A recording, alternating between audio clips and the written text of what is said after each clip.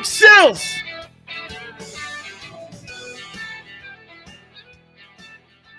I hope everybody learned a lesson this past NFL weekend. Hope everyone had a great Veterans Day weekend as well, too, man. You know, one thing I took away from this past weekend? I don't know if the Eagles are the best team in the NFL. But you know what I come away with? More respect for the 8-1 record that you guys post all the time.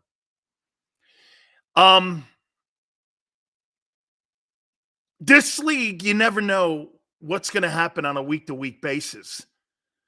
I think that's one of the most compelling things about the NFL. And for the Eagles to be 8-1, how about this? We crown them the most consistent team in the last 2 years. I think that's fair. They show up every single week. You never know, and they find ways to win. You know, I'm starting to believe now that the Super Bowl, maybe losing the Super Bowl was a fluke. You can't win as many games as you do. And you can't see how many teams wobble on a week-to-week basis and think that maybe Kansas City got lucky beating them. By the way, this is not going to be rainbows and butterflies today when it comes, because we're going to talk about the best teams in the NFL.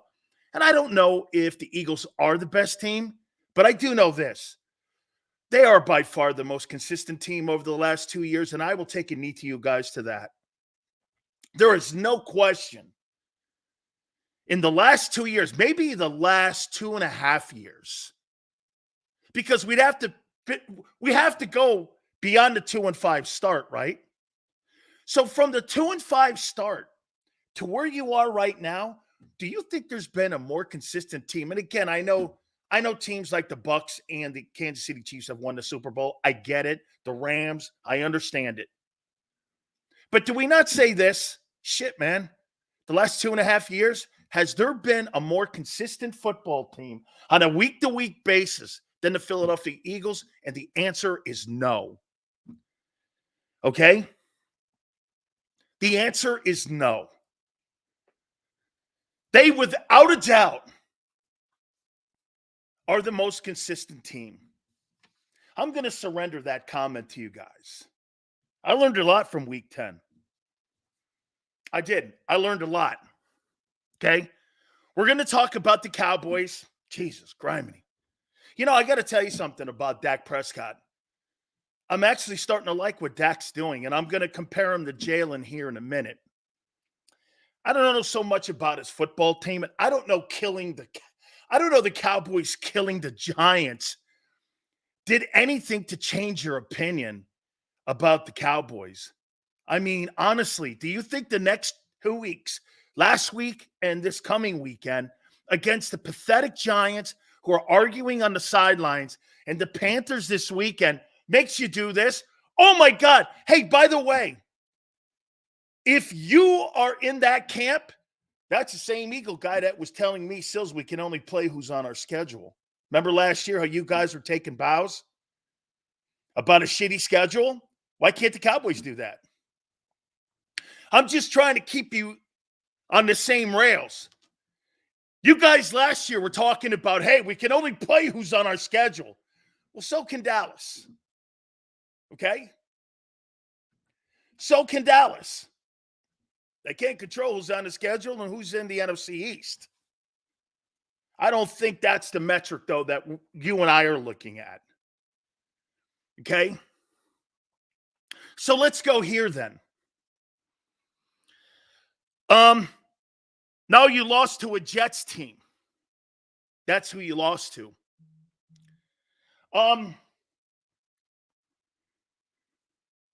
I don't think there's any question, in my opinion, that when healthy, the San Francisco 49ers are the best team in the NFL. I don't think there's any question about that. I mean, they just beat a team in the Jags by 30. They beat the Cowboys by 30. And they beat a 6-3 Steeler team. And let's do this. What team between the 49ers and the Eagles have had more signature wins? I say this to you. You beat the Cowboys. You beat the Dolphins. And I would say the Vikings. The 49ers have beaten the Cowboys by 30. The Jags by 30. And the Steelers by 20-something. Those are who has the better wins and more significant wins. And I think it does matter who you play. And for the record, to me, I look at the injuries with Debo and with Trent Williams. They totally made a difference. They got those two guys back. It'd be the same equivalent of you losing AJ and Lane Johnson.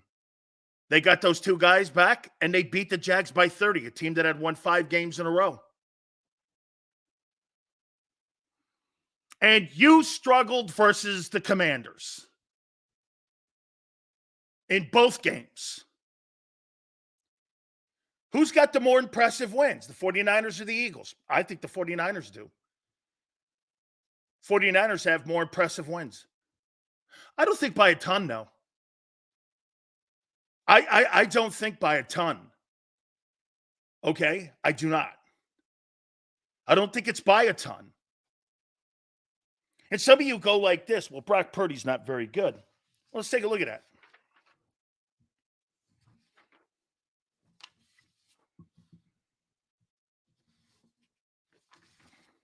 So Brock Purdy right now is on pace for 28 touchdowns, 9 interceptions, 4,400 passing yards, and a 110 quarterback ranking. And he's also averaging almost 10 yards a play every time he touches the ball. Is that a bad year? And is that a bad quarterback?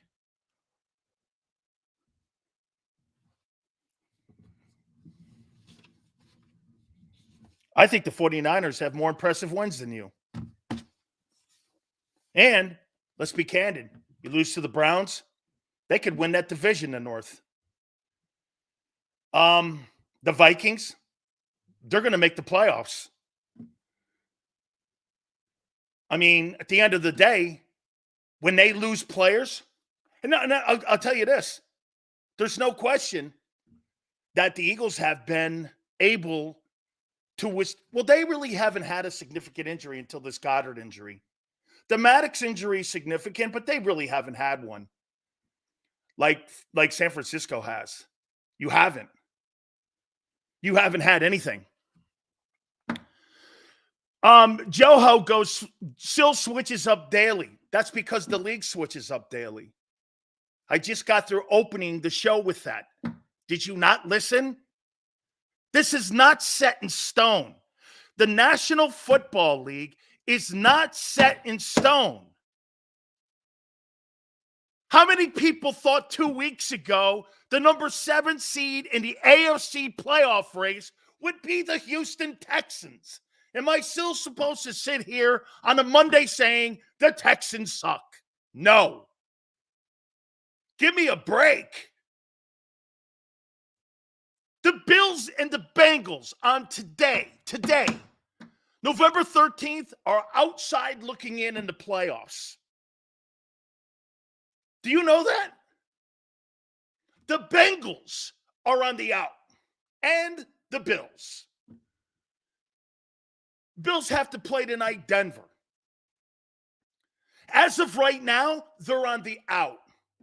The league changes every week. I just got through telling you the one thing that the Eagles do better than any team, that's play consistently. That doesn't mean you're the best team.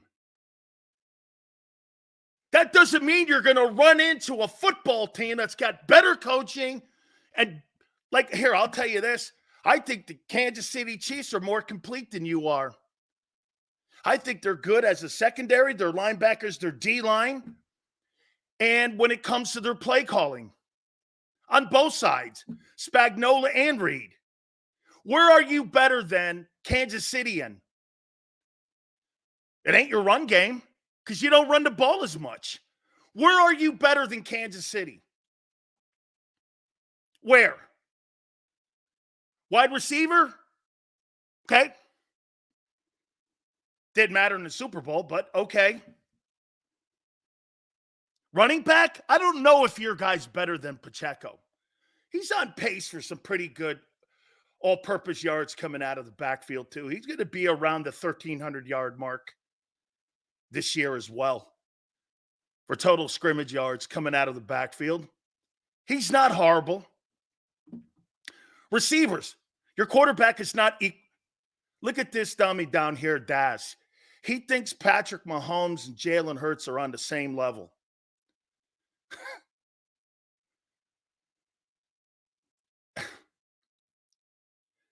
You're on the same level when you beat him.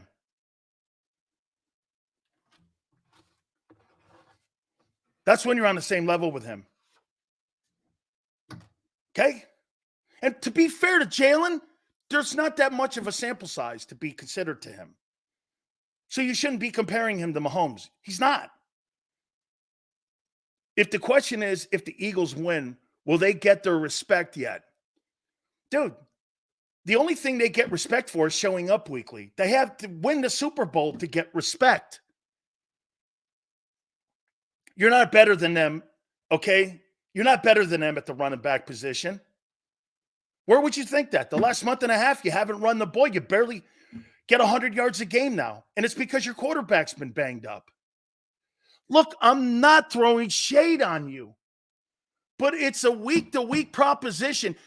6-3 is, hey, when you beat up the Jags and the Cowboys and you beat up the Steelers,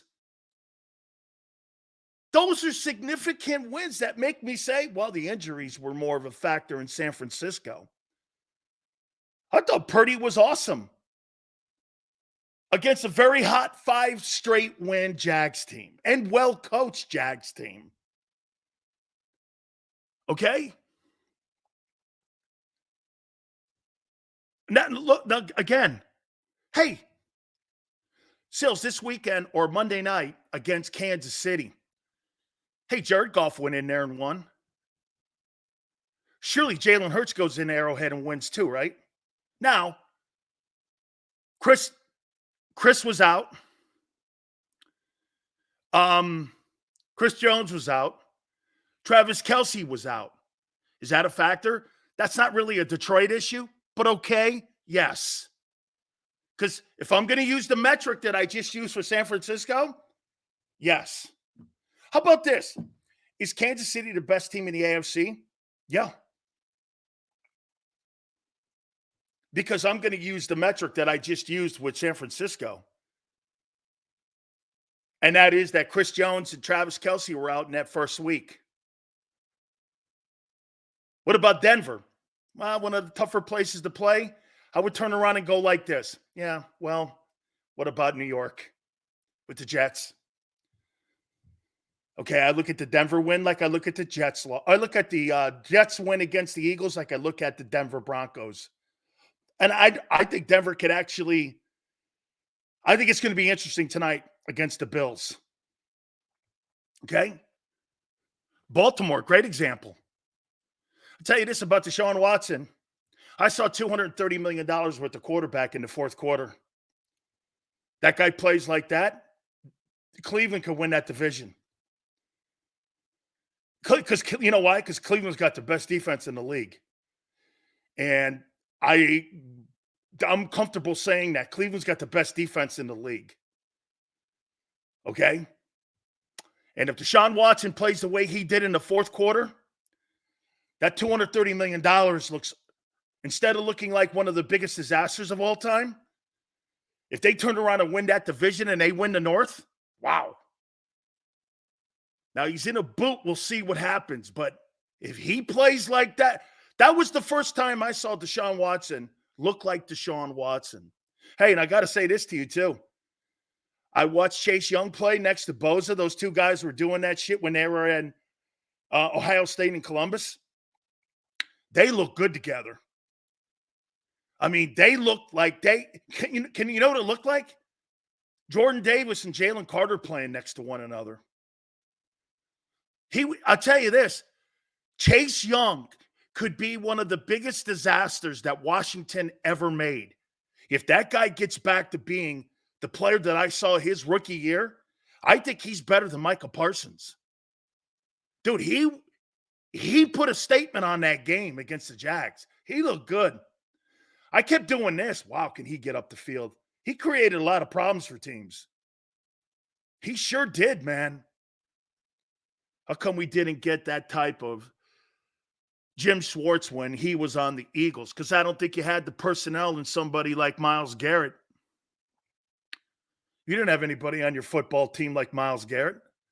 Myles Garrett's going to the Pro Football Hall of Famer. He's going to go to the Pro Football Hall of Fame. You didn't have a Hall of Famer on that defensive football team, except for Fletcher Cox.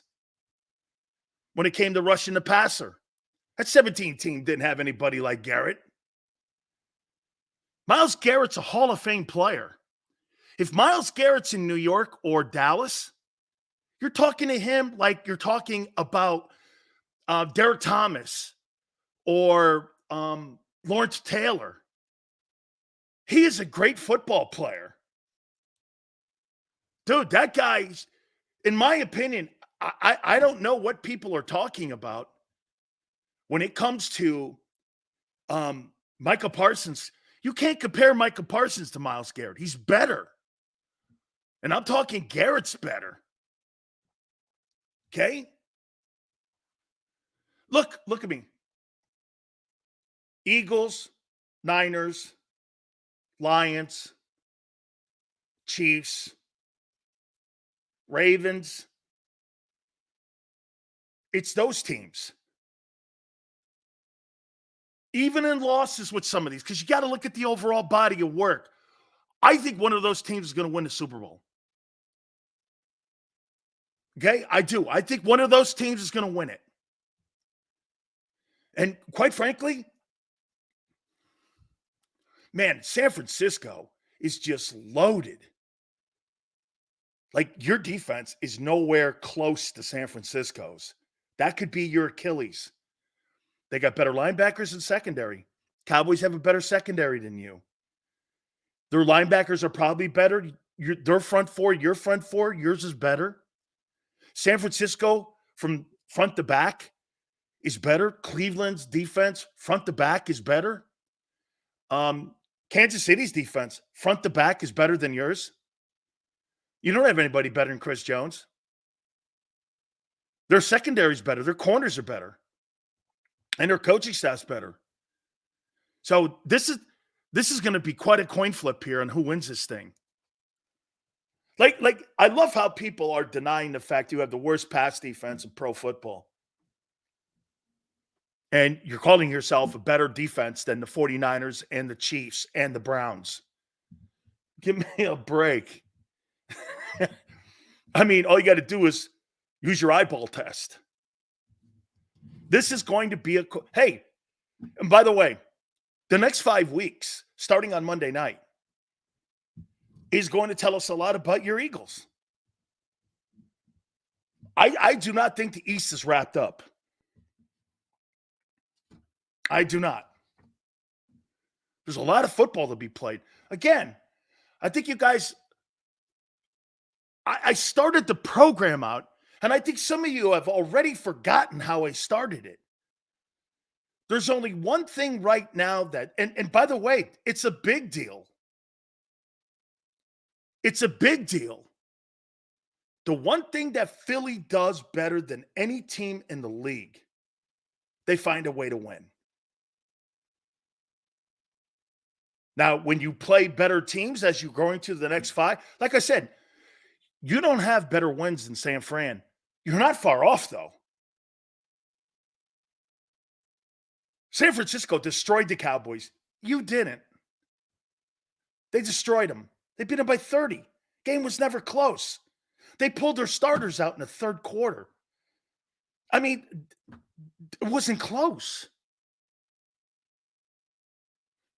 Divisional games are different, so it's almost not a fair metric also. Okay? Look, I'm being objective here, not a flag waver. And some of you don't like objective people. You'd rather have people tell you what you want to hear. Well, that ain't happening here. That's not what I do.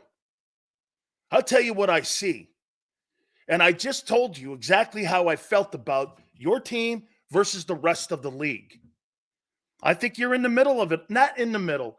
I think you're right there at the top with those 5 teams, 5, 6 teams, maybe. And you notice I didn't put the Cowboys in there.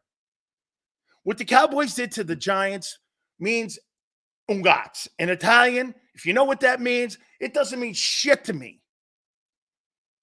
You beat the Giants? The Giants have surrendered. You did not take your foot off the gas in the Dallas game when your coach is throwing the ball 3rd and 3 in the 4th. That is a bull-faced lie. A lie. San Francisco took their foot off the pedal. When you're up 30, that's taking your foot off the pedal. Not a bonehead ass pipe coaching call in the 4th quarter that almost, get this, as good as Hurts played, your coach still almost screwed you over. Think about that. You did everything in your power to lose that game coaching-wise. That didn't happen in San Francisco against the Cowboys. They killed that team. They shot him in the back of the head like they were a mobster and then threw him in a ravine. Cowboys are going around talking about beating the Giants today. All right. I do want to do this. Now we're going to look at Week 10 also. I feel the only way we can win the Super Bowl is to find a run game again and control time of possession. Bear, I think the only way you win the Super Bowl again or have a chance to win the Super Bowl, Bear, is if Hurts is 100%. If he's not 100%, you're not getting to the Super Bowl. You'll get to the NFC title game, but you are not getting to the Super Bowl if he's hurt and you can't run the ball. His health is going to determine whether or not you win the Super Bowl. Dual threat! It'll come down to that. Because there's no coincidence. Since Jalen Hurts has been hurt, your run game has suffered. Swift is not a physical back. San Francisco has a physical run game. When Trent Williams is in there, it's as good as it gets. Okay? It's as good as it gets. McCaffrey's in a conversation for MVP. If Jalen Hurts is not healthy, you're not getting to the NFC title game. Plain and simple. Your power back is your quarterback. Jalen Hurts gives right now, you don't have a physical running game. And why is that? Well, because your quarterback is your physical. Will we not agree? The most physical player on your offense is your quarterback, and then it's A.J. Brown when it comes to your skilled people. And you lost another physically imposing guy, and that's Goddard. So right now, you're mostly finesse. You're not running the ball well last month and a half. Swift is not, hey, by the way, just for the record, I see why Detroit moved off of Swift. That kid Gibbs can play. Man, I'll tell you what, I may have got the wrong running back because some of you were saying about the kid from Alabama, he is something else. He's physical, he's good, he can catch the ball. They completely upgraded their run game by getting that kid Gibbs. He can freaking ball, man. And the kid they got, Montgomery from Chicago, that's a nice tandem they have. You know, hey, whatever you want to say about the Chargers, and I agree, they're not physical on defense at all. But boy, I'll tell you, man, Detroit can run the ball at will. They got, hey, that kid, Penei Sewell, who's their offensive lineman, is Lane Johnson still better than him? Yeah, a little bit. Is Penei Sewell better than Trent Williams? No, Trent's probably better. Because to me, you know how it goes? It goes those two guys and then him. He is a good-looking offensive tackle. That guy is a good-looking offensive tackle, man. Penei Sewell can play. I'm watching him block. This guy's blocking the entire Charger line out. Man, he can play. Keon goes, then why do the Eagles have more rushing yards? Because you did it in 2 games. Last month and a half, you haven't run the ball worth of shit. Shit, Washington outrushes you. Every game you played against the Commanders, they outrushed you. Stop it. You can't build your argument on 2 games that were 2 months ago. You can't keep doing that. Your rushing totals are continuing to plummet because you're not running the ball effectively because your quarterback's injured. You built it off of 2 games, one of them 175. After that, you're not. Yeah, whatever, dude. Read a book. All right, let's do this. Has Dak Prescott put himself... Hey, how many people believe that Jalen Hurts... The hate you give Swift is unreal. What do you mean, the hate I give Swift? I told you, I really like the move. Detroit got rid of him because he's a non-physical back. He was never a red zone. They used to take him out there. Juergens is the reason our run game is struggling. The guard is so essential to the run game. 4 games, he caught CMC in yards. You really think one rookie guy who's out of position is the difference in your run game? Yeah, no, you not re-signing Isaac Seumalo is the problem, you mean. It's not Juergens. Juergens is not better than Isaac Seumalo. He's not going to replace him. That is an asinine comment to think that Cam Juergens is going to play at a Pro Bowl level, having never played the position, but a few times in preseason.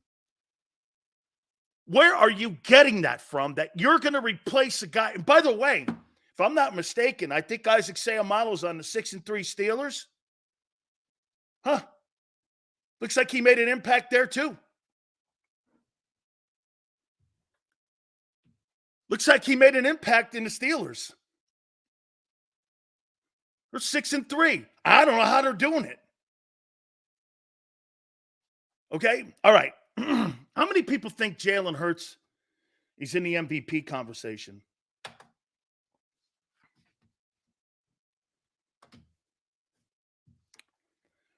How many people believe that Jalen Hurts is in the MVP conversation? Eagle for Life says, duh. Okay? Absolutely. Couple more. So you think Jalen's in the MVP conversation? Okay? All right. Let's take a look at Dak versus Jalen, head-to-head. Okay? Shall we? All right. Both have played 9 games. Jalen's on pace for 576 attempts. Dak, 567, 300. Right now he's at 300. Hurts is at 305. Right there. Completions. Jalen is right now at 210 on pace for 397. Dak is 212 on pace for 400 completions. Right there. Completion percentage. Hurts is at 68.9. Great. Prescott, 70.7. Right there. Yards. Jalen's got 23.47. On pace for 44.33. Wow. Dak's got 24.15 on pace for 45.62. Right there. TDs. Jalen's got 15 on pace for 28. Dak's got 17 on pace for 32. Right there.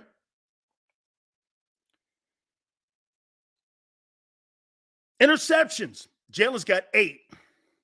On pace for 15. Dak's got 6. On pace for 11. Right there.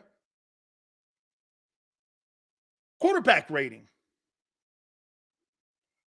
Hurts is 97. Dak's 105.1. Right there. Little more for Dak there on that one, but not enough to swing a vote. Dak Prescott's in the conversation for the most valuable player award.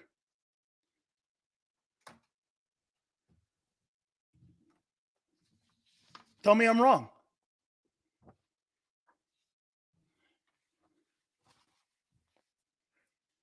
Tell me I'm wrong.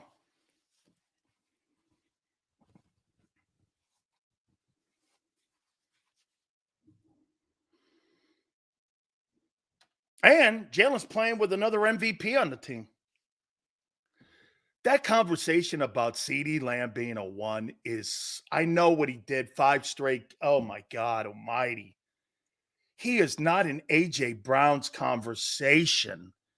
Like, do you look at CeeDee Lamb and go, CeeDee Lamb's Des Bryant? Good grief. My God almighty. I mean it. Dak Prescott's in the conversation for the most valuable player award. What's that thing you guys always tell me? You can only play who's on the schedule.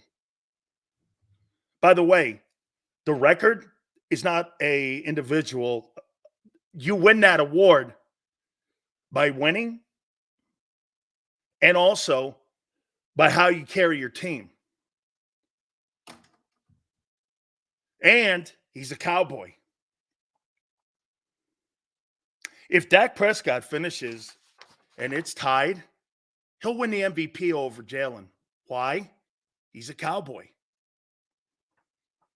Is that right? No. Even if Jalen has a better record, he won't win the MVP if the numbers are right there with each other. He's a Cowboy. They don't look at your guy like they look at Dak or any other guy. Now, do I think he is having a better year than Jalen Hurts? Honestly, no. But honestly, it has nothing to do with this. Being honest about an MVP award with today's media has nothing to do with it. So all your metrics and all your other stuff that you're going to talk about, it means nothing. The MVP is also a narrative-driven award. Tone, I really don't need to continue reading anymore. I know this. And by my estimation right now, the Cowboys are not on the right side of any narrative. Yes, they are. They're on the most important side of the narrative, ratings. That MVP award's got nothing to do with winning a Super Bowl when you're a Cowboy. You know how incredible Patrick Mahomes has to be to win that award in Kansas City? You know how incredible he has to be to take that away from another big city voter and all the voters in the league? When Dak's playing like that, he's the front runner. Jalen Hurts has no shot to win this most valuable play. Now, again, he goes 5-1 or 4-1. I don't know how you deny him. I would not deny him. But that's not the point here. That's not the point. It's just totally not.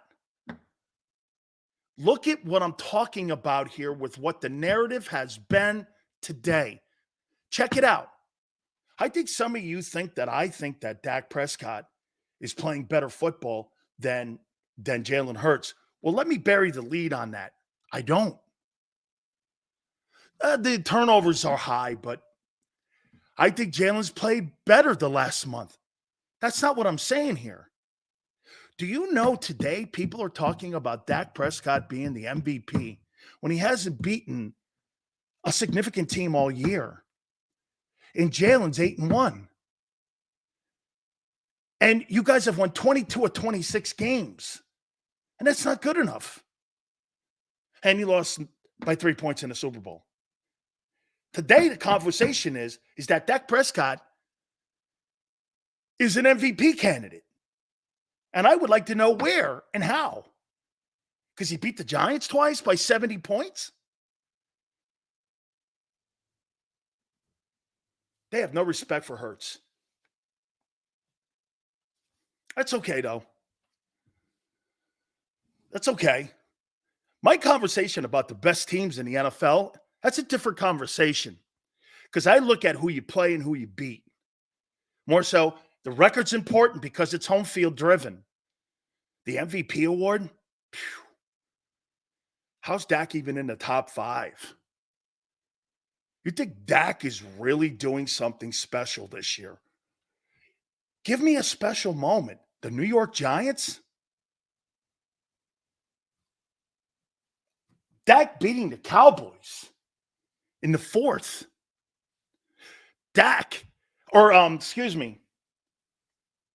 Jalen beating the Cowboys in the 4th, putting the wood to the Dolphins.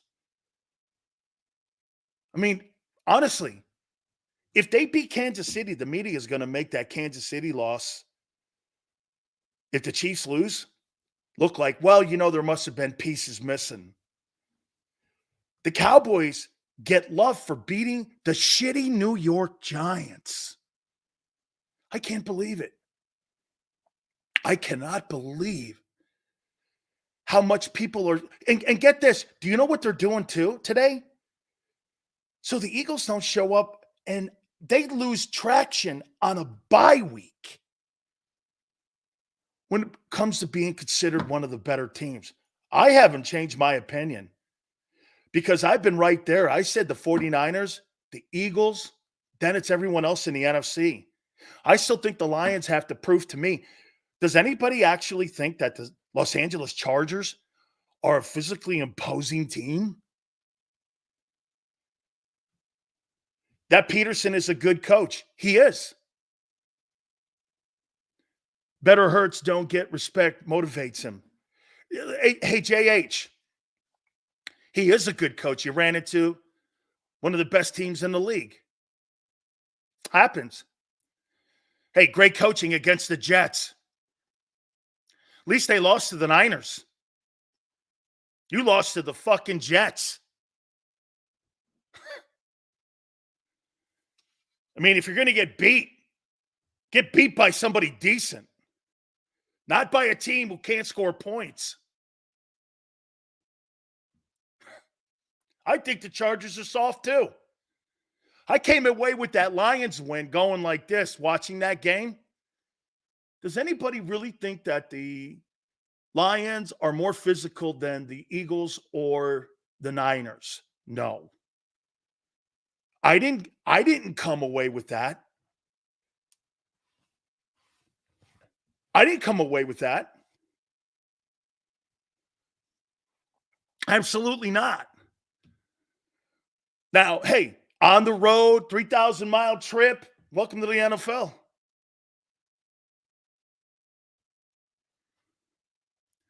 Dak Prescott, an MVP candidate after you guys have a week off. And I've never seen anything like it. They're downplaying your team because you didn't play. You actually, if this was college football, you would have lost votes on the best team in the country. I did not take anything away from you. What it did for me with San Francisco, I haven't changed my narrative at all. Do I think the Cowboys are in the conversation with San Francisco and Philly? No. Do I think the Lions are on that that top shelf with the Eagles and the Niners? No. Now, injuries could elevate a team and lower a team. We see that all the time. This is the only point I'm making. Look at how perception versus reality changes when you don't play and you're Philly. I guess my point is, You can't win for losing.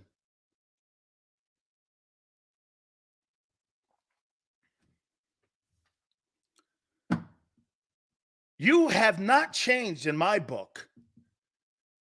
And I started the program out by saying, if there's one thing that Philly does better than any team in the National Football League, I know some of you only listen to 2%, some of you 5%, but most of you 2%. There is clearly one thing since the 2-5 started 2.5 years ago that team and that organization does better than any football team. They show up every week and they play their balls off. And that's why you've won 22 or 26. You get no. Can you imagine if the Dallas Cowboys had won 22 or 26 games and lost by 3 points in the Super Bowl, what they would be talking about today about your team? Instead, they downsize your team and they elevate Dak. Dak has not earned any conversation for MVP, but he's in it now. And they'll give him that award. Jalen Hurts can go 14-3. That team could go 13-4. And if they had the same numbers, Dak's going to win the Most Valuable Player award. Now, I don't know how you deny Jalen if he goes 4-1. Man, you don't have any idea how I will scream at the top of the mountain. And I will bring on every freaking 50-man voter on that panel that I can. There's about 50 guys who vote for the MVP. And I will bring every one of those guys, from that dude in Houston to New York to Dallas, everybody. I'll get Randy Galloway on. I'll get all these guys on. How are you not voting for Jalen Hurts? He just went 4-1. I think you're losing Seattle. Did you hear what I just said? I probably buried the lead for Monday. I think you're losing the Seattle game. I think you're winning the rest of them.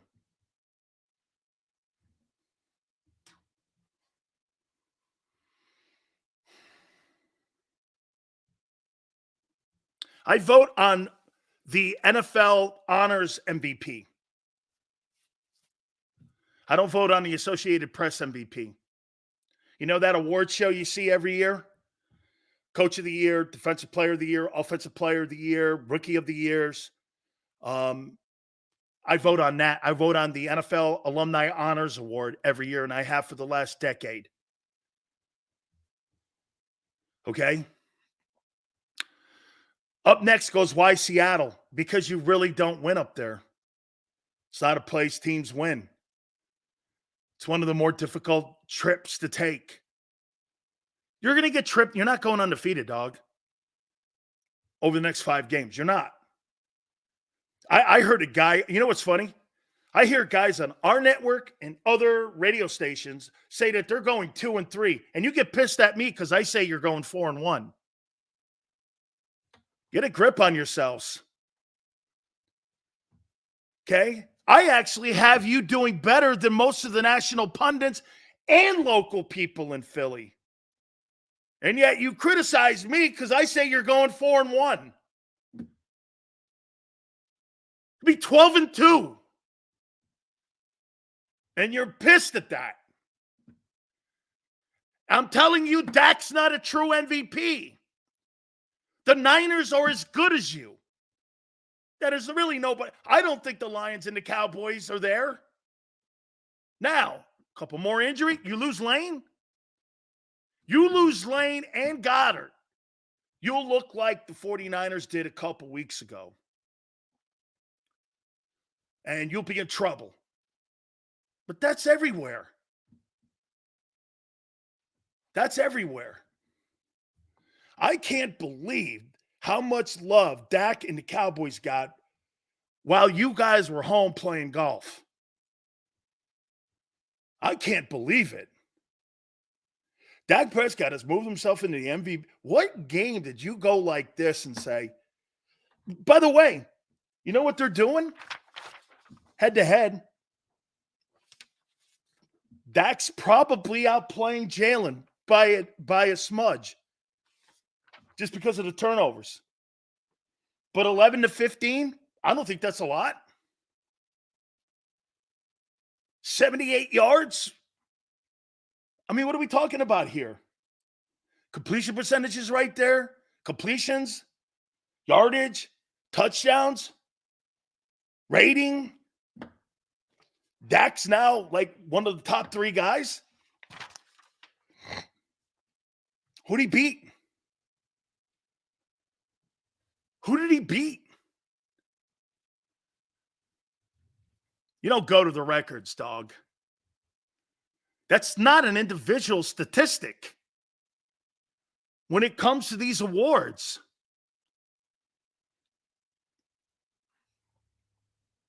Danny DeVito, the Giants. I didn't watch that. I couldn't watch that Cowboy game because I couldn't listen. I don't know how many of you guys watched that game. I couldn't watch it. I watched the Charger game and the Lion game. I couldn't watch the Cowboy game because you know why? I couldn't stomach the conversation that was going on about the Cowboys. Media love the Cowboys because in their rating. That's right, the ratings, darling. I couldn't watch the. Honest to God, you know how I cover Philly and you know how I cover the Eagles, right? I was with you guys. I couldn't take it. I couldn't stomach it. Oh, these guys are. I'm like, no, they're not. Wow, did you see? I mean, you know, they made it seem like the second and third wide receivers in Dallas are superstars. I'm like, they haven't showed up anytime but today. I was like, are you kidding me? Michael Gallup? Michael Gallup is Quez Watkins 2.0. I'm like, are you kidding me? Brandon Cooks, I didn't even know he was on the team. There he was. I was like, wow, what a great player, Brandon. I'm like, no, he's not. I turned it. I said, I got to get out of here. I got to get out of here. I was not. I was not. I could not believe the narrative today. I listened intently today.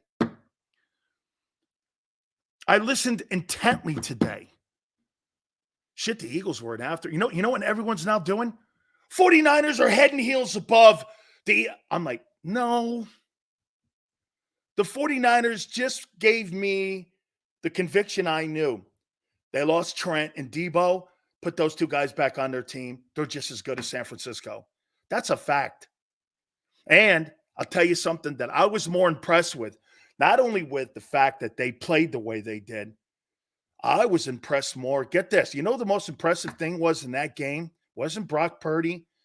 Wasn't Ayuk. Ayuk is – hey, how many people would say this to you about Brandon Ayuk?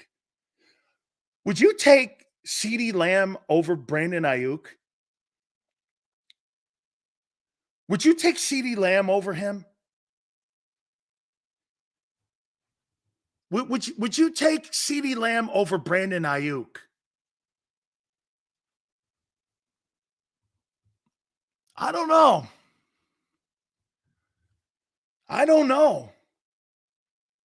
That guy's a good player. Maybe.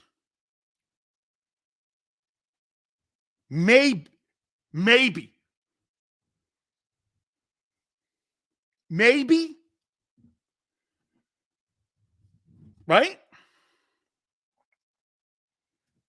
I mean, so nothing really changed for me. I was disappointed in the We're going to talk about week 10. I was disappointed in the Jags, the Ravens. I think the Browns showed you what they can be. I think the biggest sleeper in the league are the Texans. Check it out right now. Playoffs were to start right now. Chiefs and Eagles would have the number 1 seeds. The opening round of the wild card in the AFC would be Ravens versus the Texans. You know who the 8 and 9 teams are on the out right now? The Bengals and the Bills. Shit, that kid in Houston is maybe having the best season of any quarterback in the league this year. What's he on pace for? 4 picks? That's Aaron Rodgers stuff. Hey, I'm sorry.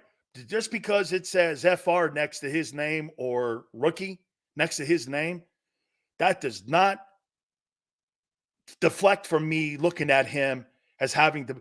Who had a better first half at quarterback than CJ Stroud? Can you tell me? Who had a better first half? If you were to look at it right now and say, who had the best first half at quarterback, who would that guy be? Is it the kid in Houston? This kid looks better than even Andrew Luck did when he was in Indy his rookie year. Dude, he's a good-looking football player, and he is, without a doubt, changing the narrative of Ohio State quarterbacks. Now, again, I don't know if you change the narrative with one guy over 162 years, but he's the first. The rest of those guys have been bums. You know, changing a narrative is you have to have a couple more guys follow him. And I don't think that kid they got down there right now is going to be a world beater. But this kid here, I mean, no doubt about it. First quarterback at Ohio State in over 160 years, you got somebody who looks legitimate. Jags and Browns. Dolphins and Steelers. Those would be your opening round games. Shit, I think the Steelers can beat the Dolphins. Don't ask me why. Defense? I guess.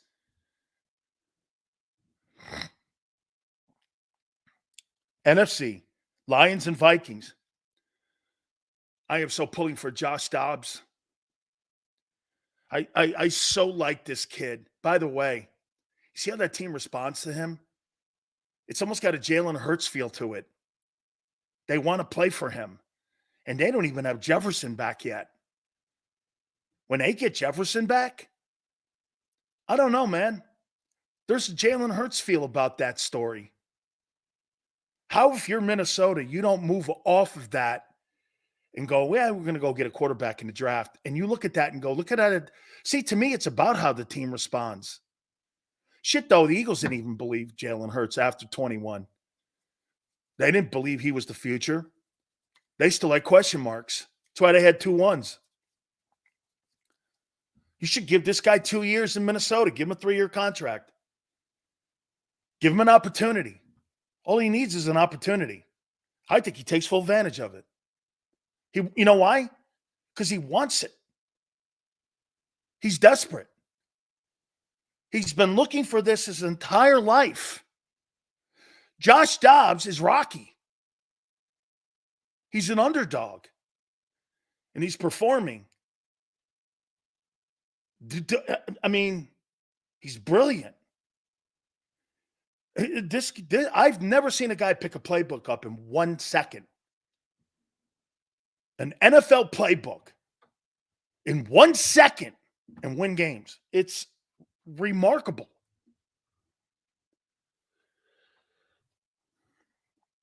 It'd be 49ers Cowboys. 49ers would destroy the Dallas Cowboys. Saints and Seahawks. Shit, man. You'd get this, the Seahawks would win. Get this, in the divisional round, the Eagles would get the Vikings. They would get the Vikings. Okay? Because, no, they'd get it would probably go like this. Lions and Vikings. I think the Lions would win that. 49ers, Cowboys. The 49ers would win that. Then it'd be Saints and Seahawks. And they have to play they would play a wild card, not the division. Any of those teams, wild cards, they play the Seahawks. You would play the Seahawks because they're the wild card, the least seeded team. Because I think the Seahawks would beat the Saints. So your divisional game would be at Lincoln Financial against the Seahawks. That would be an interesting ball game too. That'd be an interesting ball game too. Yeah. And the Lions would have the 49ers. So you'd have Lions and 49ers in the divisional. You'd have the Eagles and Seahawks, and the winner of that game meets for the NFC Championship. And it could be San Francisco and Philadelphia in the NFC Championship game for a second year in a row.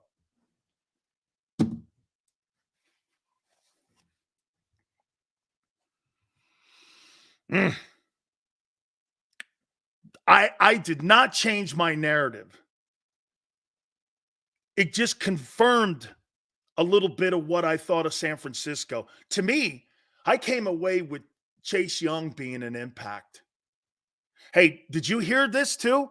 Tone, I don't know if you saw this, but as I reported that the Philadelphia Eagles and the San Francisco 49ers, I did this about 3 weeks ago, Howie made calls to Denver for Patrick Surtain.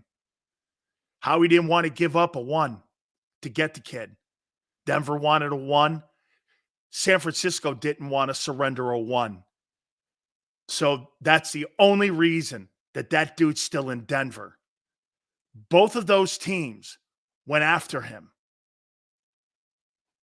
And get this, it was close. San Francisco couldn't give up any more picks. Why? The McCaffrey deal. And Howie was not willing to give up a 1 for him. Howie wanted to give a couple 2s and 3s. Denver wanted a first rounder for him. Why? They're stuck on the Wilson contract. They need first round picks. They've given them to Seattle. And they lost the first rounder for Peyton to New Orleans. Would I have given up a 1 for Surtain? Probably. I think if you get Patrick Surtain in the secondary, you win the Super Bowl. He didn't want to do it, though. I don't get that. If you think you're that good and you're going to pick 31st, why you wouldn't give that up for a 24-year-old all-pro cornerback where you have failed miserably at the cornerback position in the draft. I think that's a mistake by Howie. I do. I think he made a mistake by not giving Denver a 1. Where have you ever been good at it? You make it sound like you know what you're doing in the draft at the corner position. Both your corners are rentals.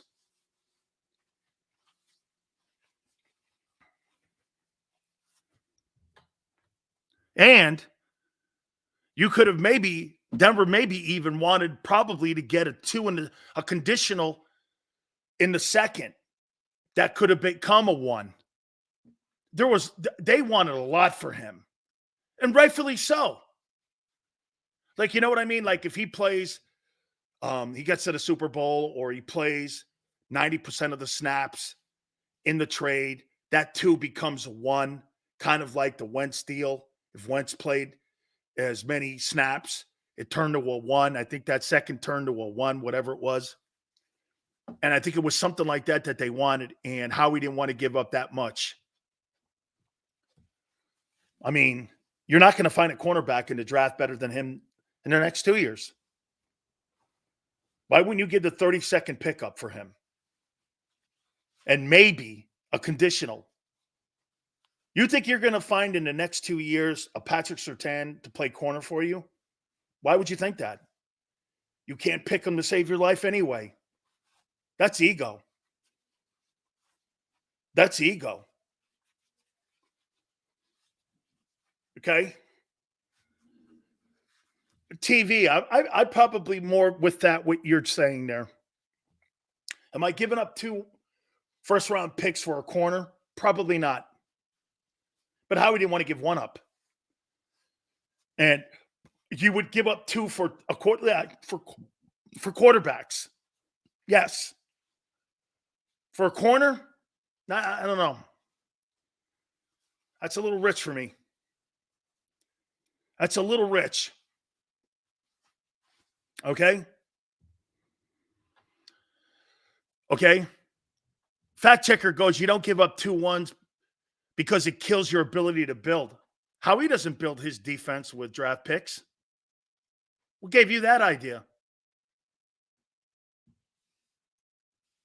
What, because you got Davison and Carter?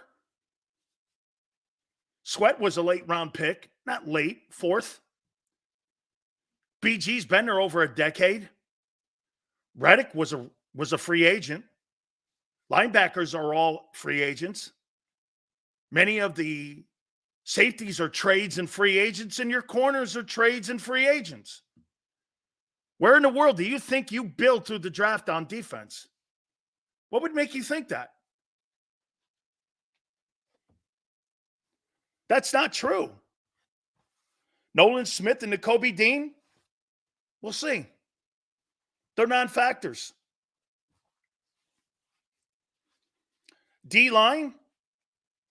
Sweat was, like I said, Sweat's not a first, a second, or a third. He's a 4th rounder. He wasn't a premium pick.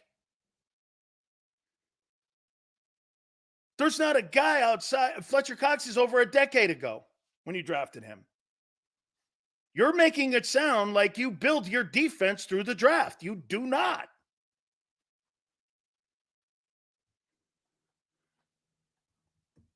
Jack Jones was almost waived by the Pats. Any thoughts on possible move? I don't know what New England's doing. Boy, if you're built, do you really want to stay around for that thing? You see that debacle overseas against the Colts? Complete disaster. Okay? They built their D-line. Let's see. Reddick is a free agent. Sweat was a 4th rounder. The 2 tackles in the middle are premium picks. Fletcher Cox was drafted by Andy Reid. Yeah.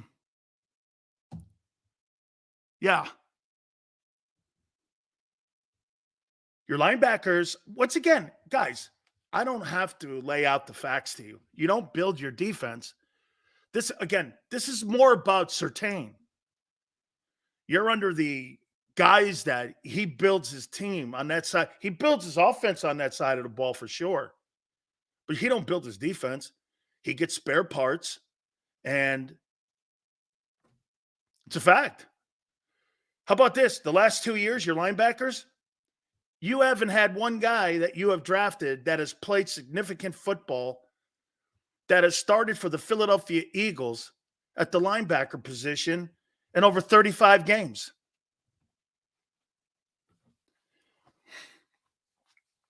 Graham was drafted by Andy Reid. Sweat was a 4th rounder. I'm talking giving a 1st rounder up. You could have traded the 1st rounder away for Surtain and still drafted Sweat in the 4th. You're missing my point. You do not understand how to freaking draft. Then stop being stupid. I'm talking premium picks or rounds 1 through 3. And the Broncos wanted him. And don't tell me what to do ever. This is the Dan Sileo show. Okay? I'm saying you move that guy and you end up, I think, winning the Super Bowl. Okay? You do. You win the Super Bowl. Rick goes like this. The point is you need to look at the future contracts. Rick, does he ever really look at the future contracts, though, on the defensive side of the football? Okay. LJ says, bro, they wanted more than they did. LJ, they did. You're right, Hoss. Okay. They did want that. They wanted a one. They wanted two one. I think they wanted a contingent pick. Okay. I wanted a contingent pick that if he played 90% of the snaps, it turns to a 1. A 2 would go to a 1. Okay.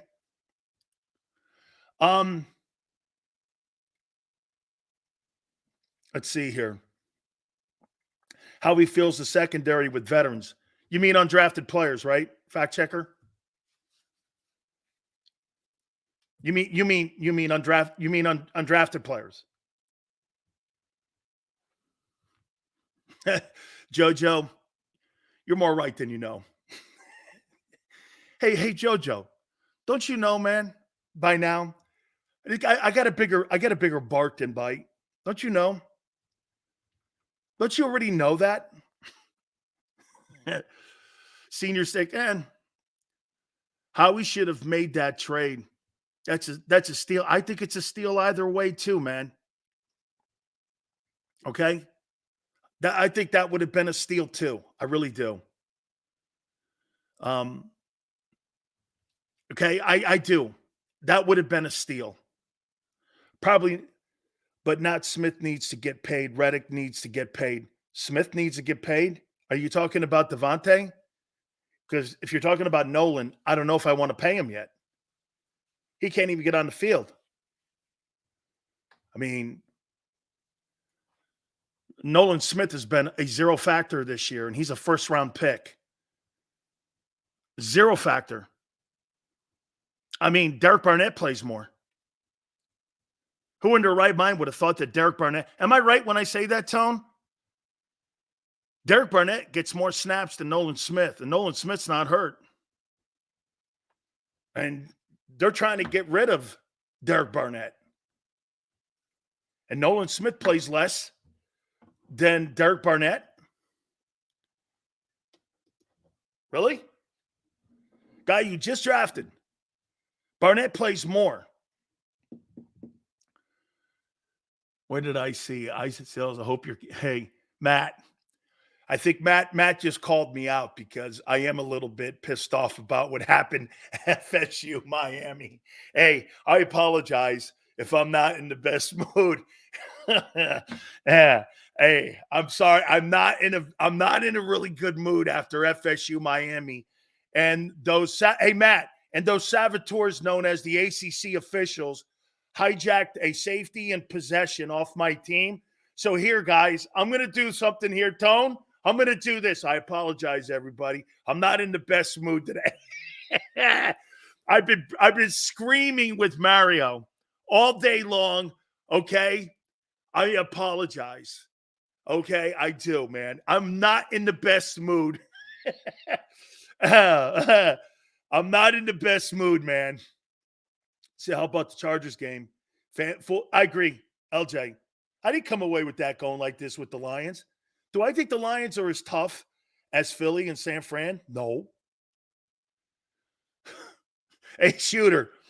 Okay, Matt called me out on it. Damn, Sills. FSU related? Yes. Yeah, yes. You're never in a good mood. Richard, thank you. Well, then, hell, hey, Richard, if I'm never in a good mood, I fit right in Philly. How you doing? Oh, man. How dare the official crew think the Canes were man enough to be treated as such? Shut up. Only come to see Sills upset, lose his shit. I know you do, Keon. See, that's a sinister human being that you are, dog. See, Keon's a sinister human. Okay? You guys go to those shows on IP and that other thing I can't name.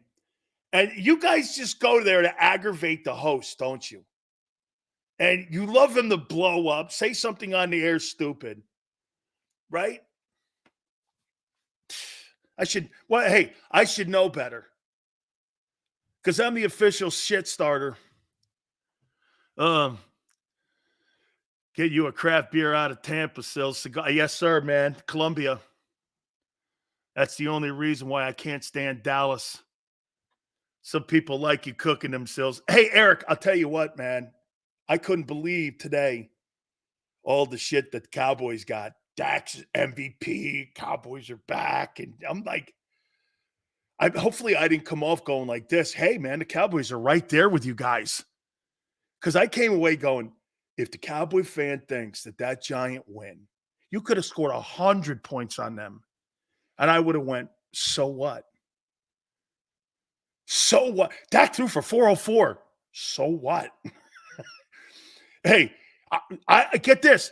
I think the guy that you have as your backup, Marcus Mariota, could have threw for 404 against the Giants. How many people think Marcus Mariota could have thrown for 300 yards against the Giants yesterday? That's an MVP. Wow. How is Dak an MVP? Cowboys are back. Guys caught me, man. Not in a good mood over that Canes loss. We're going to look at week 10. I do love the way Brock Purdy's playing, though. Woo! Did you see that, Brock Purdy? Did you see that, Brock Purdy? My man Tone is also going to join us at the bottom of the hour. Guys, I appreciate you guys on this football money coming up. Look at this here with Tone. Here are our winners on this football Monday here. Congratulations, Lee from Oklahoma and Andrew from Missouri. Is that right? Am I saying it right, Andrew? Missouri. It's not just Missouri. It's Missouri. That's a true Midwesterner right there. Not that I am, but a Missouri. Congratulations to you each and every single week, Tuesday through Friday. We give you an opportunity to win yourself some gift certificates. Tone throws out a code word. We'll start that up tomorrow. You email us your information, and you could be just like our two Hooters winners with a chance to win gift certificates and some merchandise each and every single week from our great friends at Hooters. And happy Wings Giving for the month of November. That's right. The iconic Hooter girls and everyone from the Northeast Hooters want to thank you guys for coming aboard with us, as they are now the official home of the National Football Show with big sales from Rhode Island through Jersey down to King of Prussia. We give you the opportunity to have these specials each and every single week, like ice cold Coors Lights, $2.99, 25 cents go from the purchase to local charities. The 2024 Hooters calendars are out. 9 of the girls in the Northeast area are featured in it. There's $100 in coupons that are also in the calendars. NortheastHooters.com. That's NortheastHooters.com. You'll see those coupons. I've been involved with the calendar for over 40 years myself. Lunch specials crazy. Monday through Friday, 11:30 to 3. Boneless wings, happy hour. Monday through Friday, okay, 4 to 6, 6 items. $6. Try the fried pickles. You'll love them. I love this one. Seafood Sundays. You get the buffalo shrimps, the steamers, the stone crabs. Absolutely great. Kids eat for free on Saturdays. Wing Wednesdays, $19.83 all you can eat. That's NortheastHooters.com. NortheastHooters.com. When you go into Hooters, do me a favor. Tell them Big Sil sent you.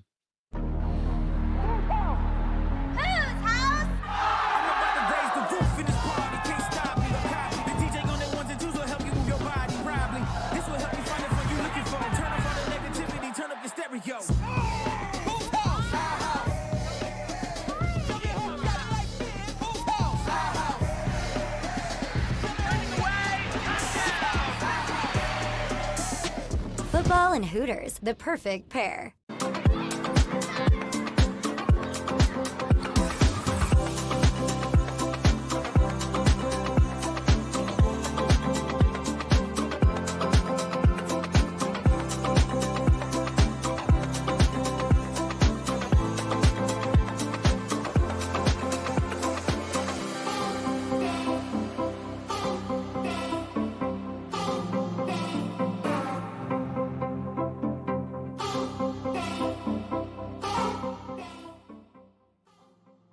If you own a company and you're not producing a podcast, you're missing out. The public consumes messaging when they're ready. Join the professional podcast network of companies and let JAKIB Media Partners put you in the podcast arena. Come to our professional studio or we'll come to your place of business and professionally produce your company podcast. Call JAKIB Media right now at 267-261-3428. 267-261-3428.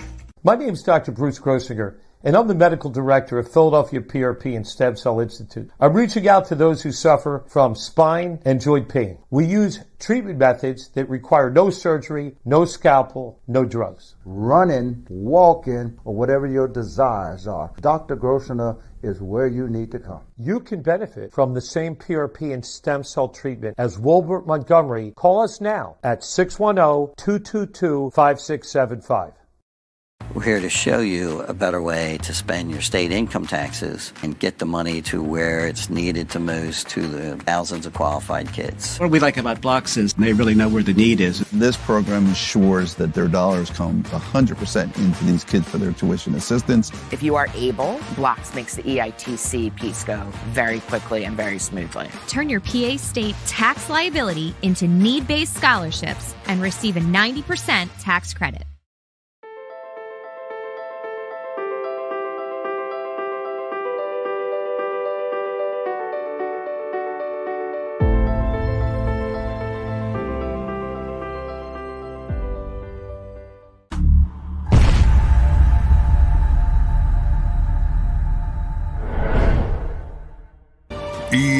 EAGLES, Eagles.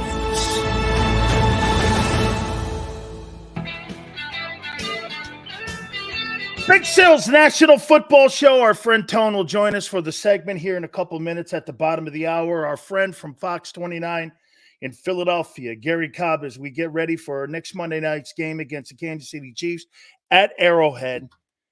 We look forward to having Gary. I surely hope that Mark Davis does the right thing and give that job to Antonio Pierce. The Raiders are 5-5. Wow. You know what he's implementing? Not the Patriot way, the Raider way. He's got every one of those guys buying in.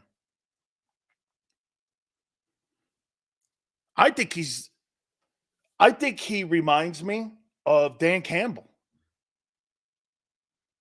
He's coaching that team like Dan Campbell coaches the Lions. He coaches that team exactly like it. Bear, real soon, we're going to give you some details soon. If I'm not mistaken, Bear, I think we're going to be there for the Bills game. I'll let you know, okay? I'll let you know. Antonio Pierce he coaches that team like Dan Campbell. Yeah, I worked for the Raiders for 5 years. Was on the payroll for 8. I loved working for Al Davis. Maverick. I don't think there's any coincidence that organization under Al Davis hired the first African-American modern-day head football coach in Art Shell, the first woman executive, Amy Trask, as president. Al Locasal was a senior vice president and second in command to Al. And they did all that stuff. Had the first, minority quarterback and first Mexican-American head coach, Tom Flores. I mean, they shouldn't hire him because he's black. They should hire him because he's the right guy. I give more props to San Francisco's defense. Dirty D, they're great. And now that they've added Chase Young, they look even better. They really do. I hope they do the right thing. I really do. I hope they do the right thing and give Antonio Pierce that job. He so deserves that job. Let me ask you this before we move on here. What's a better unit this year for the Eagles, the defensive line or the O-line?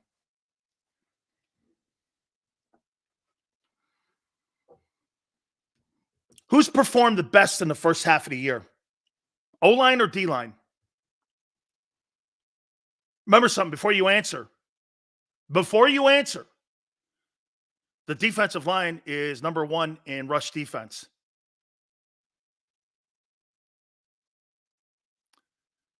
Who has performed better?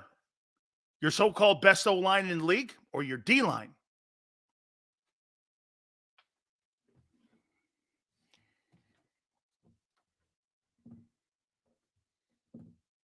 I don't believe your O-line has performed at all that well. I think they've been very good. Like right now, I think that Lions O-line looks good.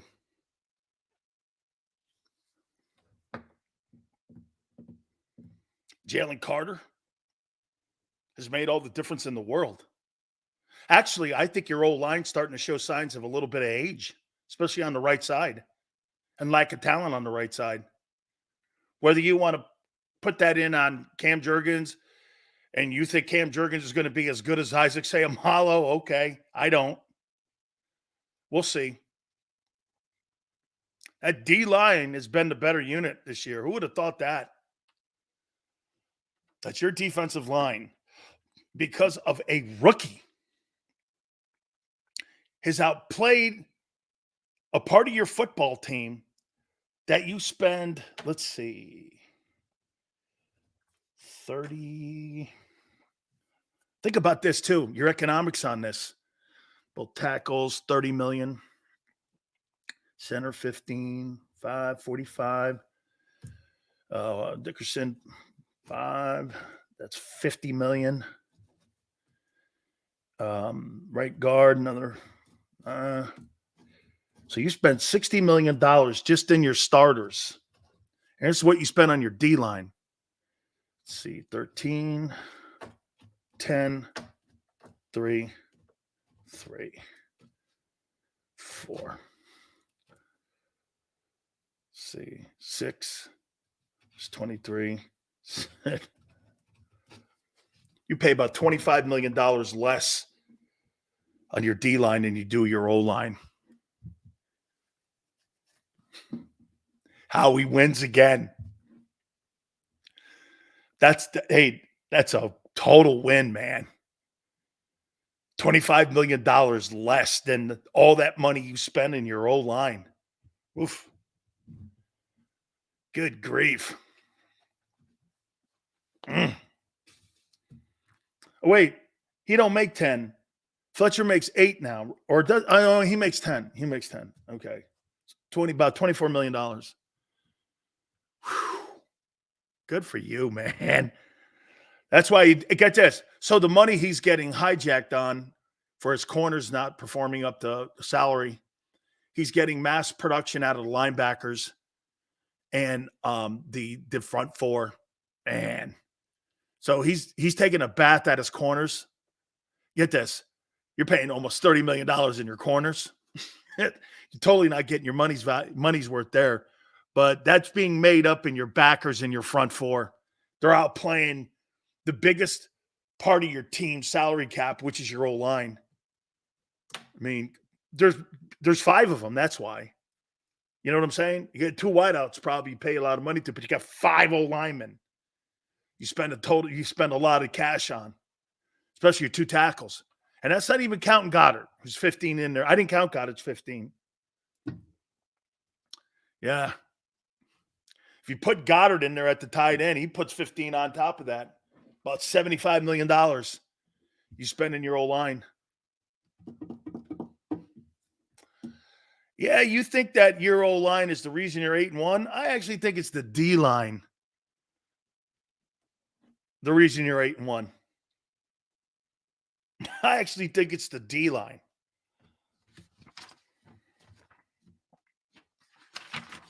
Okay? I actually think it's your D-line.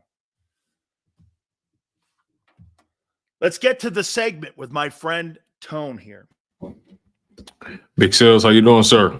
Oh, good. I'll ask you that question. D-line, O-line. You got to go D-line, man. The D-line has just been – you got to think about it. The guys in the back, they've just been so inconsistent.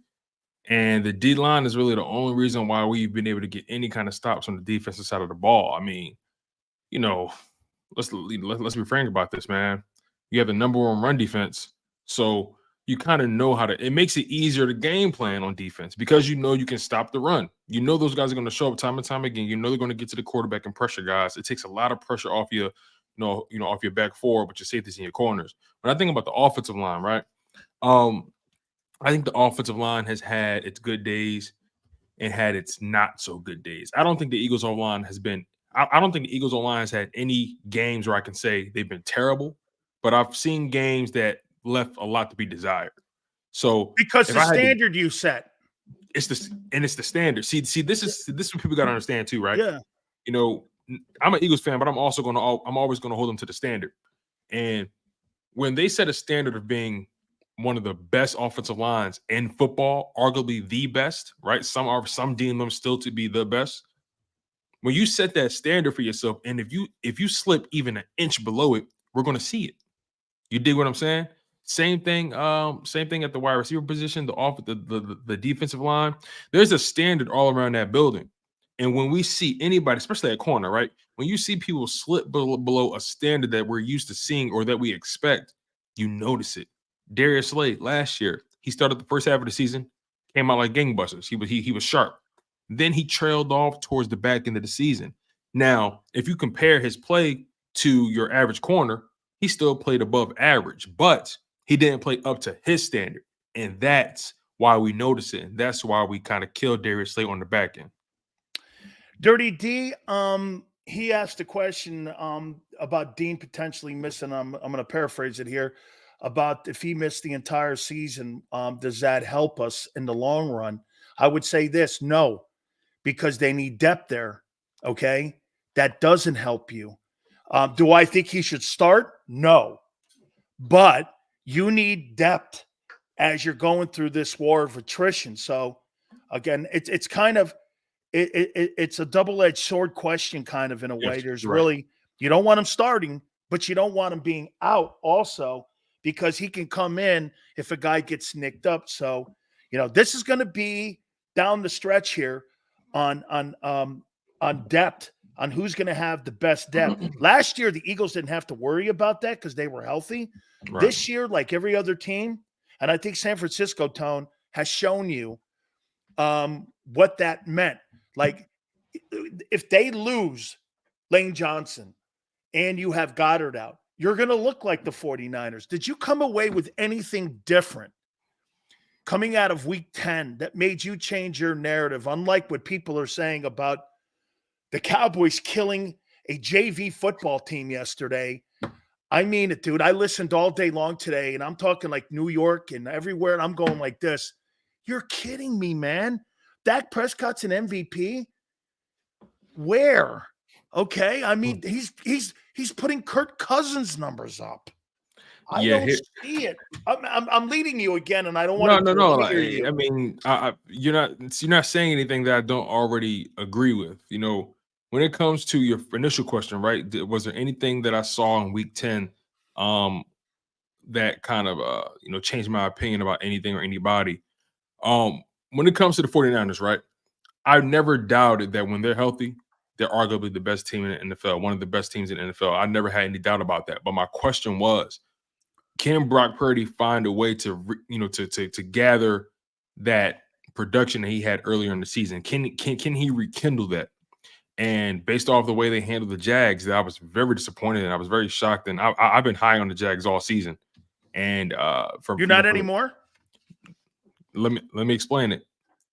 For them to get mollywopped the way they did, it told me that although it was just 1 week, there's still levels to this thing.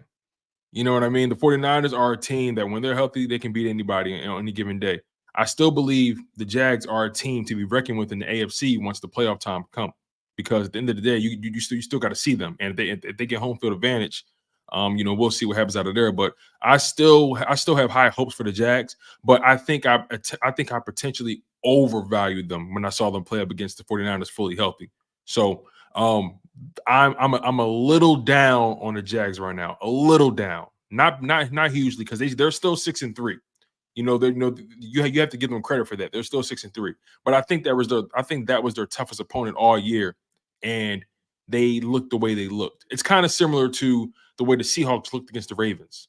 You know what I mean? It's like, yeah, you were beating people and people were high on you're talented. That's not the question. But what happens when you go up against a team that's really doing it on a high level? Can you measure up? And both those teams did not look any close to what we're used to seeing. Who do you have more question marks on, the Dolphins or the Jags? I have more question marks on the Jags. I'm sorry. I'm sorry. I have more questions on the Dolphins. Excuse me. Okay. I have more questions on the Dolphins. And that's because at the quarterback position, I actually think Trevor Lawrence is more talented than Tua Tagovailoa. I think Trevor Lawrence is more of a playmaker. He can make things happen more so than what Tua can. I think that's the biggest weakness. I think, it's so funny. I think the biggest weakness on the Miami Dolphins is their quarterback position. Because when things go to shit, when you need a quarterback to necessarily win you the game or make the play or get out of dodge and move off platform and make those off platform throws and drive down the field, I don't know if Tua has that in him from a skill set perspective. I don't see it. I've seen Trevor Lawrence move around in that pocket, get mobile, throw off platform, throw a no-look pass. I've seen the creativity in Trevor Lawrence's game that tells me, okay, I can win with him. Tua, I feel like his bag is limited when I compare it to a guy like Trevor Lawrence. But that's just my opinion. He throws the spots. He doesn't have the arm talent to throw himself out of trouble. Tua has to have clean lanes, clean passing lanes. Yeah. Everything's got to be clean with him. Or like if you jam the receivers at the line, or if there's an injury, you're not getting a run game going. He doesn't have the arm talent. Think about that. Think about that. Out of problems. Think about that Chiefs-Dolphins matchup in Germany. Those DBs, they got up in those receivers' faces. They knocked off his timing by a second, and look how bad they looked. It took them forever to put points on the board. So, if I look at Tua, I feel like Tua is and maybe this is me being rude, but I feel like Tua is a glorified Brock Purdy. Okay, since you named Brock Purdy and you call this, so do you call 4,400 yards on pace for 28.9, 70% completion percentage, 110 QBR, and right now he's averaging almost 10 yards a play glorified? When I'm talking about Tua or Purdy? Purdy. You think those numbers, he's on pace for 4,400 yards, 28 touchdowns, 9 picks, 70% completion percentage, 109.9 in QBR, and 9.3 yards per play, has to lead the league. And the amount of yards per play, every time he touches the ball, he has a 10-yard play on him. I mean, you think those are glorified numbers? I look at it like this, right? I have the same issue with Purdy that I had with Tua. Who are you when you have to be the one? Who are you when you have to put the team on your back? I mean, that 3-game losing streak didn't happen by accident. Now, obviously, they had some injuries. They were missing Trent Williams for what, 2 games or 1 game? I can't remember. Okay, so he missed all 3 of those games, correct? And so did Debo. Okay, so they were missing Debo and Trent Williams. A team that talented, I still feel like you should. How can I put this? Who did they play? Playoff teams. Let me see here. So, all right, Browns, Vikings, Bengals. You should have beat the Vikings. You should have beat the Browns, but obviously the kicker missed the field goal. So I mean, I can't really blame Purdy for that one. But still, he wasn't good in that game. Nope. You should have beat the Browns. You should have beat the Vikings. And I'm willing to concede the Bengals loss. I mean, the Bengals were hot at the time. So I feel like if anything, they should only have 1 loss on the season like the Philadelphia Eagles, but they don't. But the reality is, I still feel like Purdy's game is still somewhat manufactured by what Kyle Shanahan is able to create for him. That's just my humble opinion, though. How do you think Hurts would do if they lost Lane and AJ? I feel like he'll be more creative than Purdy can. We haven't seen that yet, but okay. I mean, with all due respect, we've seen to make that conclusion because I haven't seen it yet. I mean, in 2021, we seen Hurts operate with only Devontae Smith and Dallas Goedert, if I'm not mistaken, and I think Dallas Goedert got hurt that season too. But we seen him operate with a Devontae Smith, a Jalen Reagor, and so on and so forth. And he managed to get the team to a 9-8 record and make the playoffs. Did they win it? No. And that was after a 2-5, start. So you got to remember at the back end of that, when they got the coordinator changed up, things were progressively getting better from the middle. Like I said at the open of the show, Tone, you really have to look at the consistency of the team and how he's played in his projection, how he's played for 2.5 years, not just for 2 years. Exactly. Because you put the 2, and I don't like to take away the 2-5 start, but it's part of it. From 2-5. Me personally, I like to talk about Jalen Hurts' entire career because to me, I feel like that's the coolest story. You know, I don't know why people like to act like 2020 and 2021 didn't happen. Granted, in 2020, he started the last 4 games, and you know, the final 2 games, they really didn't give him a fair shot at anything. But you know, I personally like to include his entire resume because that just shows how remarkable his career is. You know, so again, you know, without AJ Brown, without Lane Johnson, I still feel like the Philadelphia Eagles find ways to win games. And I still think they're a playoff team, like they've shown an ability to do so. But Brock Purdy, again, it just seems like again, his off what he does. Again, I'm not saying he's a terrible quarterback, and then I don't think Tua's a terrible quarterback. They're solid quarterbacks. You think Purdy's better than Dak? No. I don't think Purdy's better than Dak. I mean, I'm not a Cowboys fan by any stretch of the imagination, but I don't think he's better in golf. Who, Purdy? Yeah. No. I think golf is better than Dak. Who's more disrespected, Jalen or golf? Who gets more disrespected? No, yeah. Who's more disrespected, golf or Jalen? That's a good question. I still want to say Jalen Hurts because I feel like to this day, people still have a hard time. See, golf was a first-round pick, right? Yep. So he still gets grace because he's a first-round pick. Yes, so some people say, well, I mean, he was a first-round pick. That's what you expect. Yeah. But because Jalen Hurts was a second-round pick, his story is his story, getting benched and all that kind of stuff, and coming in to fill in for Carson Wentz, and you know the 9-8 first year starting, and you know when you really think about Jalen Hurts' career, people still when they talk about his career, they don't like to give him full credit for what he's doing. Some people, when they talk about him, they only put his passing stats on the board. It's like, well, you know, he's a dual threat quarterback, right? You know, let's talk about the Russians. Let's talk about the Russian touchdowns too. I mean, the quarterback position is about 2 things for me: producing and winning. He's doing both. So how can we not say this guy is one of the better quarterbacks in the NFL? I mean, I can't. It's kind of hard for me for people to still have that narrative surrounding him. He has rushing stats? I didn't know he had rushing stats. See what I mean, people? This is what I'm talking about, man. This is what I'm talking about. It's all about the narratives out here with Jay Hurts, and he's one of the best, man. We gotta put more respect on this man's name. He's one of the best. Is Dak Prescott an MVP candidate? He shouldn't be. If he is, he shouldn't be. Wait, whoa, no. Wait a minute. He's got the same you told us he was. He's got the same exact numbers across the table as Jalen does. So does Kirk Cousins. Is Kirk Cousins an MVP candidate? Come on, man. I know you don't believe that. I don't. I can't tell you with a straight face. I know you're one of those people that don't necessarily believe that winning is a quarterback stat. But here's my retort to that. Here's my retort to that, right? I'll look at it like this. And maybe you're kind of 50-50 on that, right? Maybe it's like because like it is. Here's my mindset. Out of all the positions on the football field, which position has the highest impact on winning and losing? QB. The quarterback. And also, what's his tone? Do I have any impact on a 8-1 record playing D tackle? No. Does a linebacker? No. Does a wideout? Some. Does a running back? Some. Anybody who touches the ball has an impact on the record. Right. But it's a team. Of course. No. Also. So that's why I am 50-50 on it. You know what I mean? It's like, I feel like it's both. Because I look at it like this, right? When quarterbacks lose, we say he can't win. He puts up numbers, but he can't win. You know what I mean? When a quarterback when a quarterback wins, see, I'm looking at it like this. We attribute so much to a quarterback's success based off his ability to win games, right?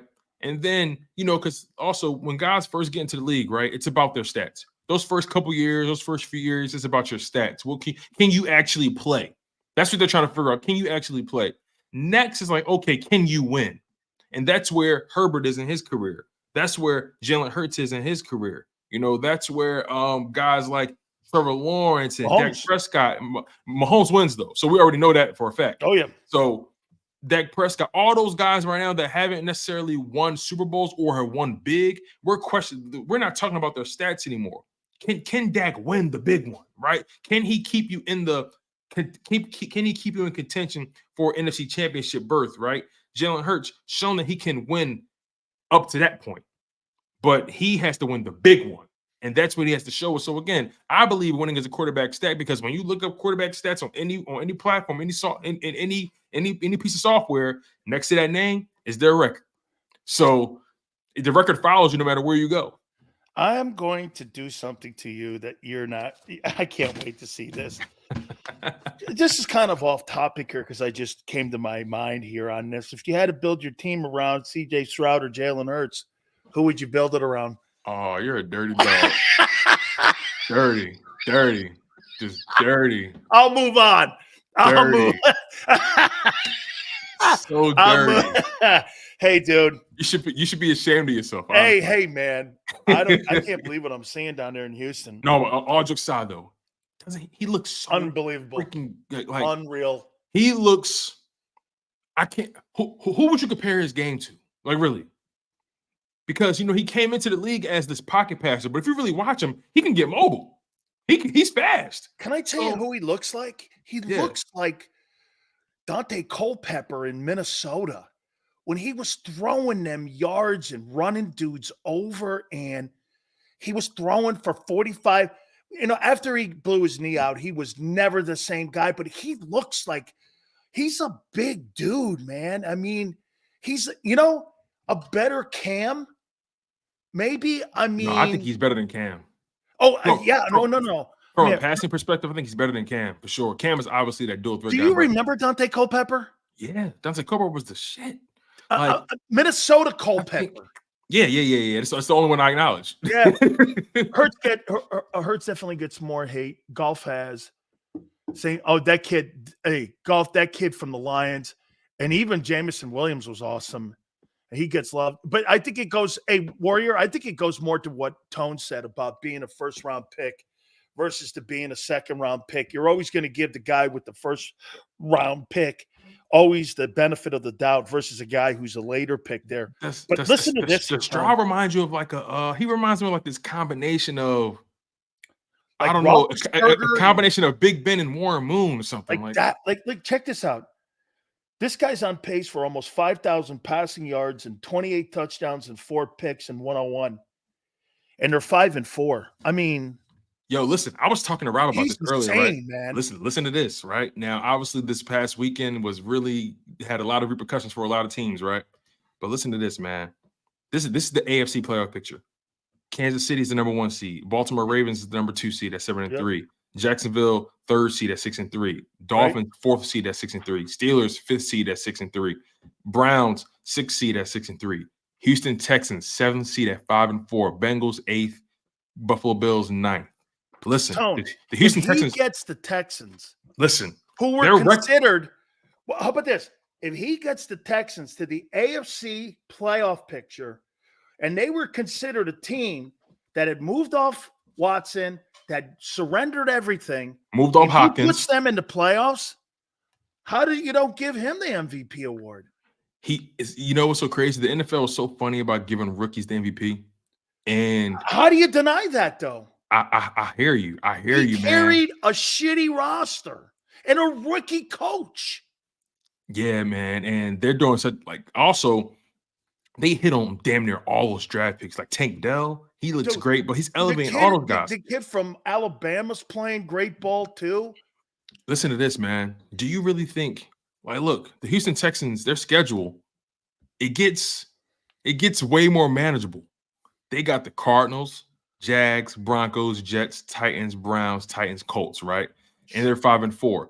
Right now, they're in pole position at the 7th spot. But the Bengals, on the other hand, 5-4 as well. But they have the Ravens, Steelers, Jags, Colts, Vikings, Steelers, Chiefs, Browns. Listen, man, won 11 games. If the Bengals can't get it together, or the Bills, the Texans can very well keep the Bengals and Bills out of the playoffs. If Who would the have Bills thought? lose tonight, I think the Texans. I think they're done. I think if the Bills lose tonight, they're done. I do too. I do. I totally do too. All right. right. I have them losing, by the way. I have the Broncos upsetting them 24-23. The Chiefs game means what to you on Monday night? Everything. Everything. No, but honestly though, it's a rematch of the guys. By the way, I got to ask you something here because I tuned into you guys and I heard a guy you had on say you guys are going 2-3. How come when I say you go 4-1, everyone shits on me? Someone else says they go 2-3. Nobody says anything. And I'm sitting here going, I think the kid's going to go 4-1 and drop the one up in Seattle. And everyone's like, you're a hater. I'm like, wait a minute here. That means I got you at 12-2. Hey, listen, it's so funny you say that, right? I was giving Rob hell because he had him going 2-3 as well. No way. I swear. I was giving Rob so much hell, and he'll tell you this. You know, I was giving Rob so much hell because he says, all right, I got the Chiefs, I got the Eagles beating the Chiefs, I got the Eagles beating the Bills, I got them dropping 3 in a row. I was like, what? To who? The Cowboys?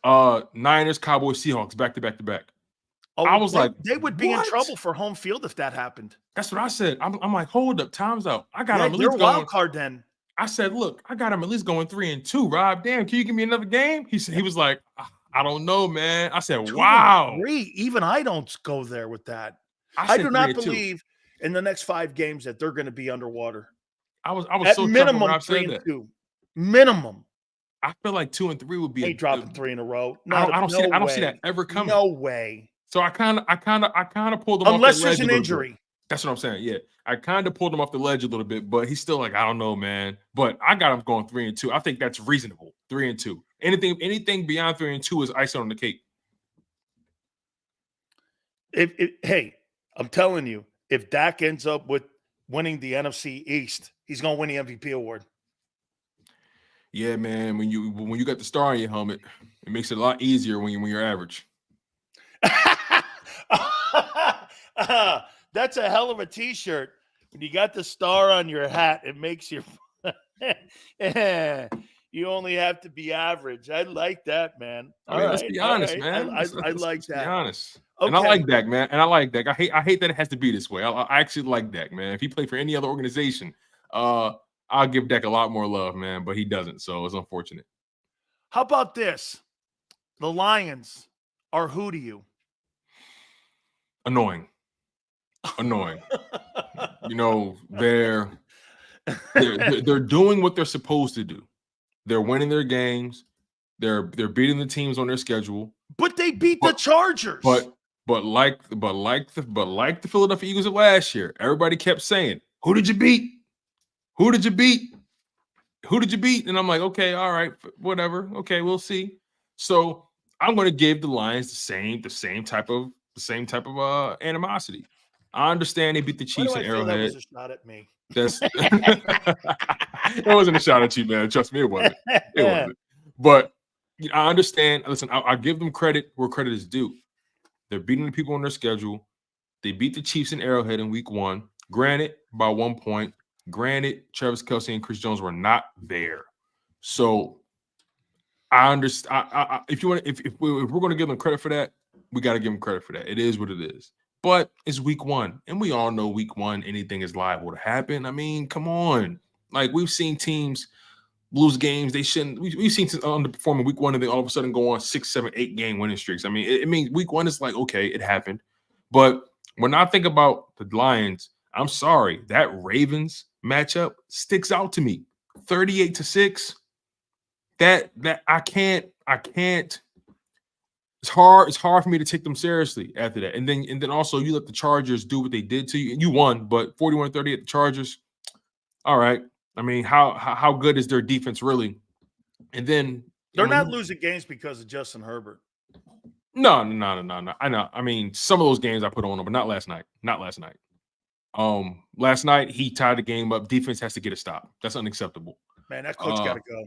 Yeah, I'm not a fan of him at all. But again, Lions, you beat the Falcons 20-6, Packers 34-20, Panthers, Buccaneers. I mean, you got some layups in there. So we're going to see how they do come playoff time.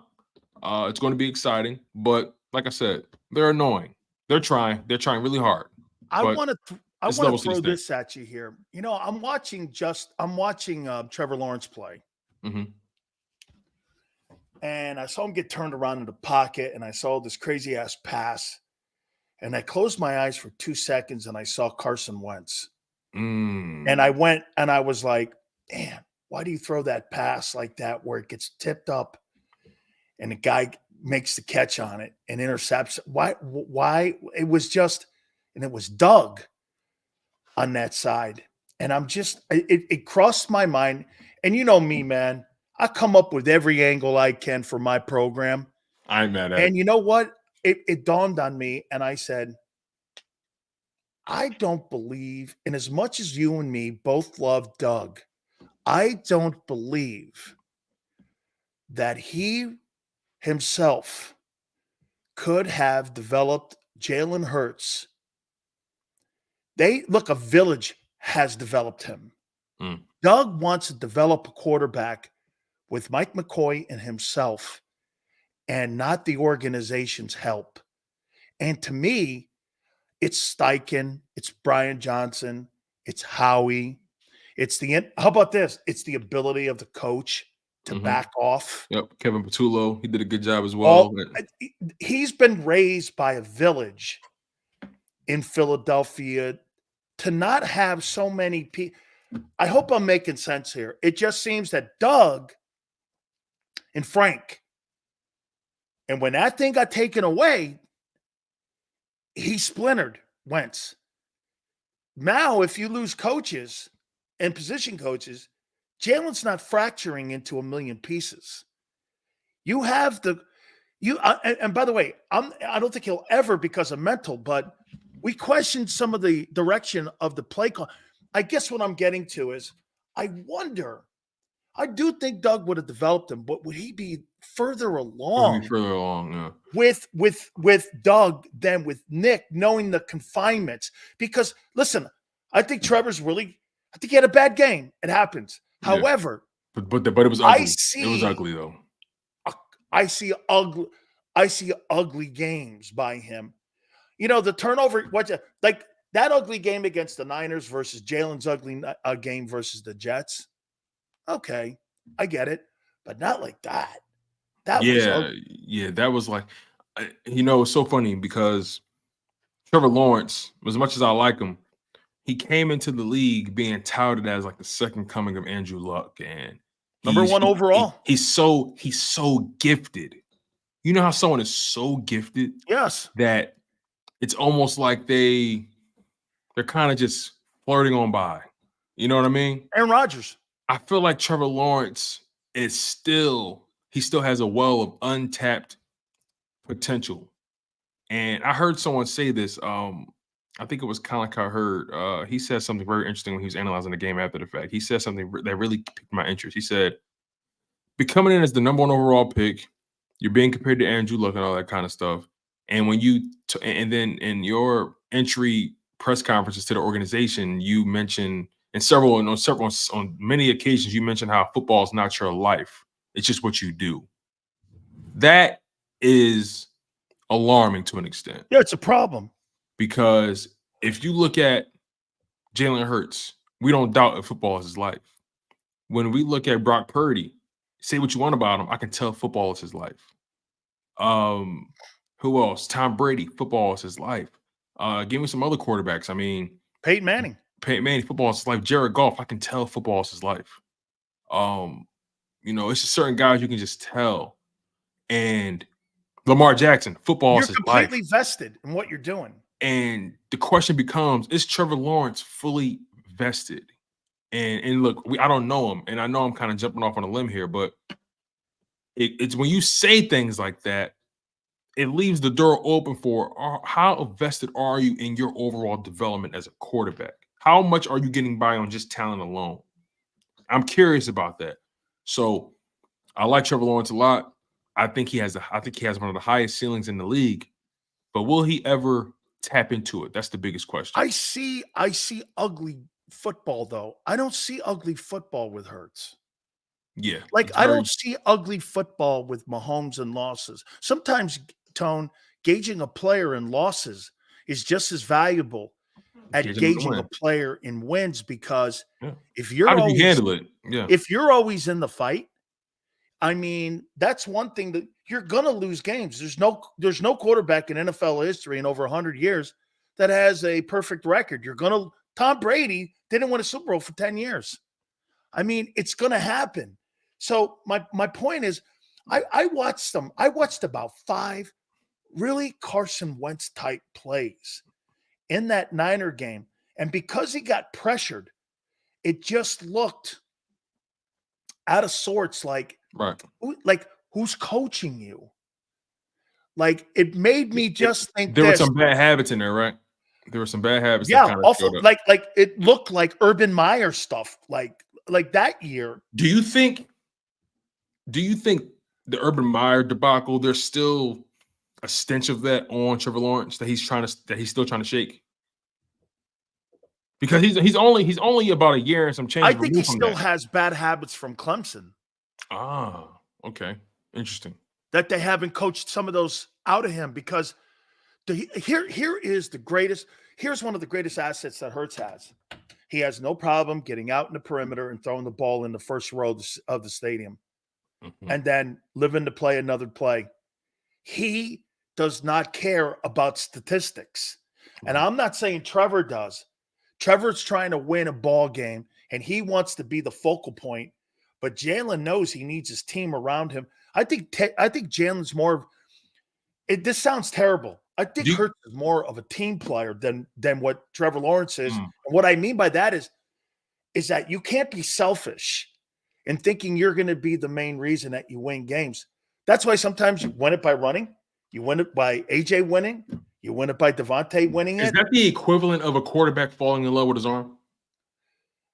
I think it's a quarterback falling in love with his ego. I think it's his ego. That you're the number 1 overall pick. You're brought there to do one thing: change the fortunes of the franchise, as you said. And it's on you, not Calvin Ridley, not NTN, not even Doug. It's on me. The pressure for me. I think there's more pressure. Well, how about this? I think he puts more pressure, unwanted pressure, and unwarranted pressure on himself. Whereas Jalen Hurts knows that he is going to be the number 1 reason that they win. But what he's not going to be is the number 1 reason that they lose.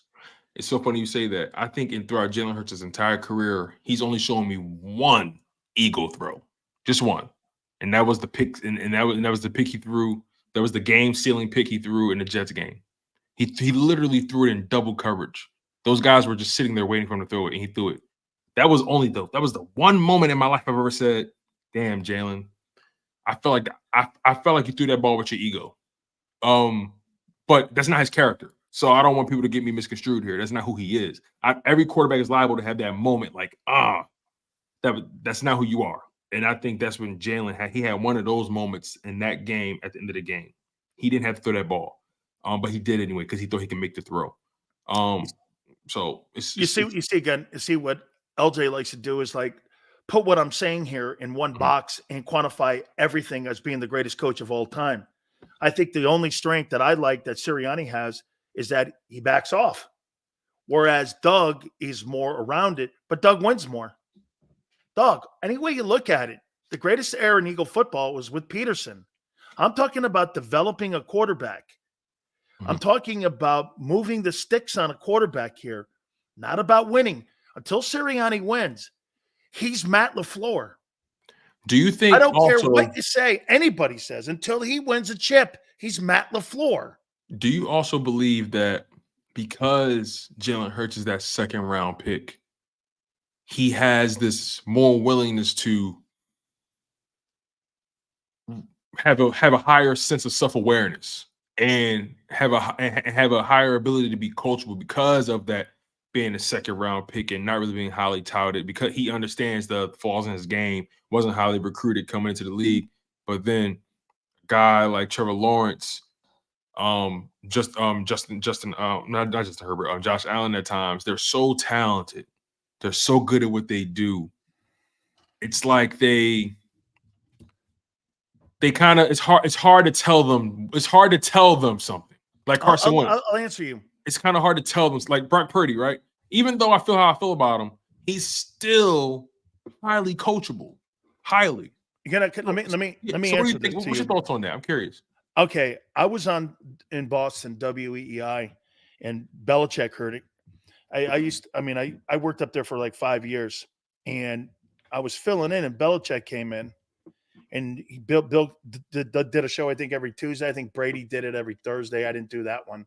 Mm-hmm. And Bill heard me say something. He goes, you know what I love about what you said about Brady? That Brady's the greatest 1-0 quarterback of all time. Brady doesn't look behind. He doesn't look forward. And he goes, I heard you say something else. Every single draft year, Tom Brady posts his picture in his shorts with his horrible body. He's the 6th round pick. And he just reminds people all the time, it's not where you're picked, it's if you're picked and where you go. That, in my opinion, drove him because of all the quarterbacks that were selected. He wrote down all the quarterbacks that were picked ahead of him in that draft. Mm-hmm. And that was a driving force to him his entire career. Even when he was at Michigan, Tone, they were trying to give that thing to Drew Henson. Do you know that he was a backup quarterback and he was redshirted the year they won the national title? And that Tom Brady was a backup redshirt and they didn't believe in him. Even Lloyd Carr. I think hey, Nick Saban didn't believe in Jalen Hurts at the end. He had to leave and go somewhere. The Eagles didn't believe in him. They believed in him kind of, but not enough to draft him in the first round, or the Steelers to draft him. I think that kind of stuff, I think that propels you to be great. And I think sometimes those first round guys, look at Zach Wilson. Look at some of these other guys, Brandon Weeden. Look at like all the quarterbacks that go in the first round. They can't handle the fact that when you're in college like that, you know, you've been given an opportunity your entire life. And when you get to the NFL, they're expecting you to like have the fortitude and the drive to be great. And when you don't have it, organizations are shocked. That's why, to me, I would rather have a guy on my team that's starving and hasn't had a meal in 3 days and will do anything it takes to get a meal on the table versus a guy who's sitting at the dinner table already eating steak and lobster. Isn't it funny? I'd rather have that guy because that guy, to me, is hungrier and wanting to win. Isn't it funny how the quarterback position is the only position that when you're selected in the second round, we don't consider the second round pick to be a high value pick. Correct. We don't, every other position, if you draft a wide receiver in the second round, a linebacker in the second round, a corner in the second round. 60% of the top all-pro wide receivers were second-round picks. Right. We call, when people talk about draft picks in a nutshell, they say first round's a high-value pick, second round is a high-value pick, third round, so on and so forth, right? But then when you're a quarterback, for some reason, we forget, or we begin to say, well, he was only drafted in the second round. But wait, we were just saying second-round picks are valuable. But because because they selected a quarterback, something has to be wrong with him. Or he's only good enough to be a bench guy. We have to normalize the second round picks at quarterback being high value because that's a high value. It pick. Is. I think the first 3 rounds are premium picks. Anybody drafted in the first 2 rounds, in my opinion, probably could have been a first rounder if maybe if the right team picked him at a different time. You know what I mean? It's just fascinating to me. But I'm glad Hurts was drafted where he was drafted. How about this, Tone? He became a Philadelphia Eagle. You see this right here? This cost me $2 million in not being in the first round. See? That much. I was the 56th player taken, okay, as a junior. Should have stayed, but I was still the 56th player taken as a junior. Mm-hmm. If I was this much taller, I'd have won the top 15 picks. That's crazy, the difference between 2 million, 3 million, 4 million, because the metrics. That's why that combine's full of shit most of the time. You don't get real football players. Hey, man, weight rooms and gyms do not create great football players. Tape does. Like I told you before, I used to only have to see 20 feet of tape. The 20-foot rule. You know what that is? Give me 20 feet of tape. I'll tell you if the kid can play or not. Remember when Joe Burrow first came out? What was the one knock on him in the draft? He had small hands. Remember that? They just kept talking about his hands. And I'm like, hands. And I'm like, yo, can he throw the ball or not? You know what I'm saying? Like, who cares how big his hands is? Can he throw the ball? And he's showing you that he can throw the ball at a high level, man. There are these nitpicking like draft nerds that bring up these weird ass, statistics or measurables. And I'm like, oh, his hands are smaller than this, so he's going to suck. I'm like, hell, I want smaller hands. Is it that man. simple? Hey, I want smaller hands. It makes me think about myself a little better in a better light. Hey. I wish. Hey, look at me. I wish I had smaller hands. Okay, I don't know what it is. Every time I pick a cannoli up, man, I don't feel very good about myself. Oh my God, that's hilarious. That's why I always did a woman with small hands, fellas. That's right. Always did a woman with small hands. Do you think this Trevor Lawrence and Taylor Swift thing is going to be a deal going forward? I mean, Travis Kelce. My problem with it. You're traveling. Dude, you're traveling all over the world now. I mean, man, okay. He look. I ain't gonna lie, the way he moving right now, he looking like a boy toy. He's looking like a boy toy, man. Oh man, Travis Swift. Hey, Travis, come to El Pollo Loco. Come out here, come to Cabo. We're okay, okay, Taylor. I'm coming. Hey, meet me at the Crazy Chicken. Okay, Taylor. Oh, I'll be there. Like he. Oh man, listen, man. I'm not for all that. Like, it's so funny. Rob Ellis asked me earlier. He said, what if the roles were reversed, right? What if Travis Kelce was in Philadelphia and, all things were equal, right? He was in Philadelphia. Philly fans wouldn't be going with this guy traveling around the world. I told him, I said, look. What if Jalen was dating Sierra and he was chasing her to Rio?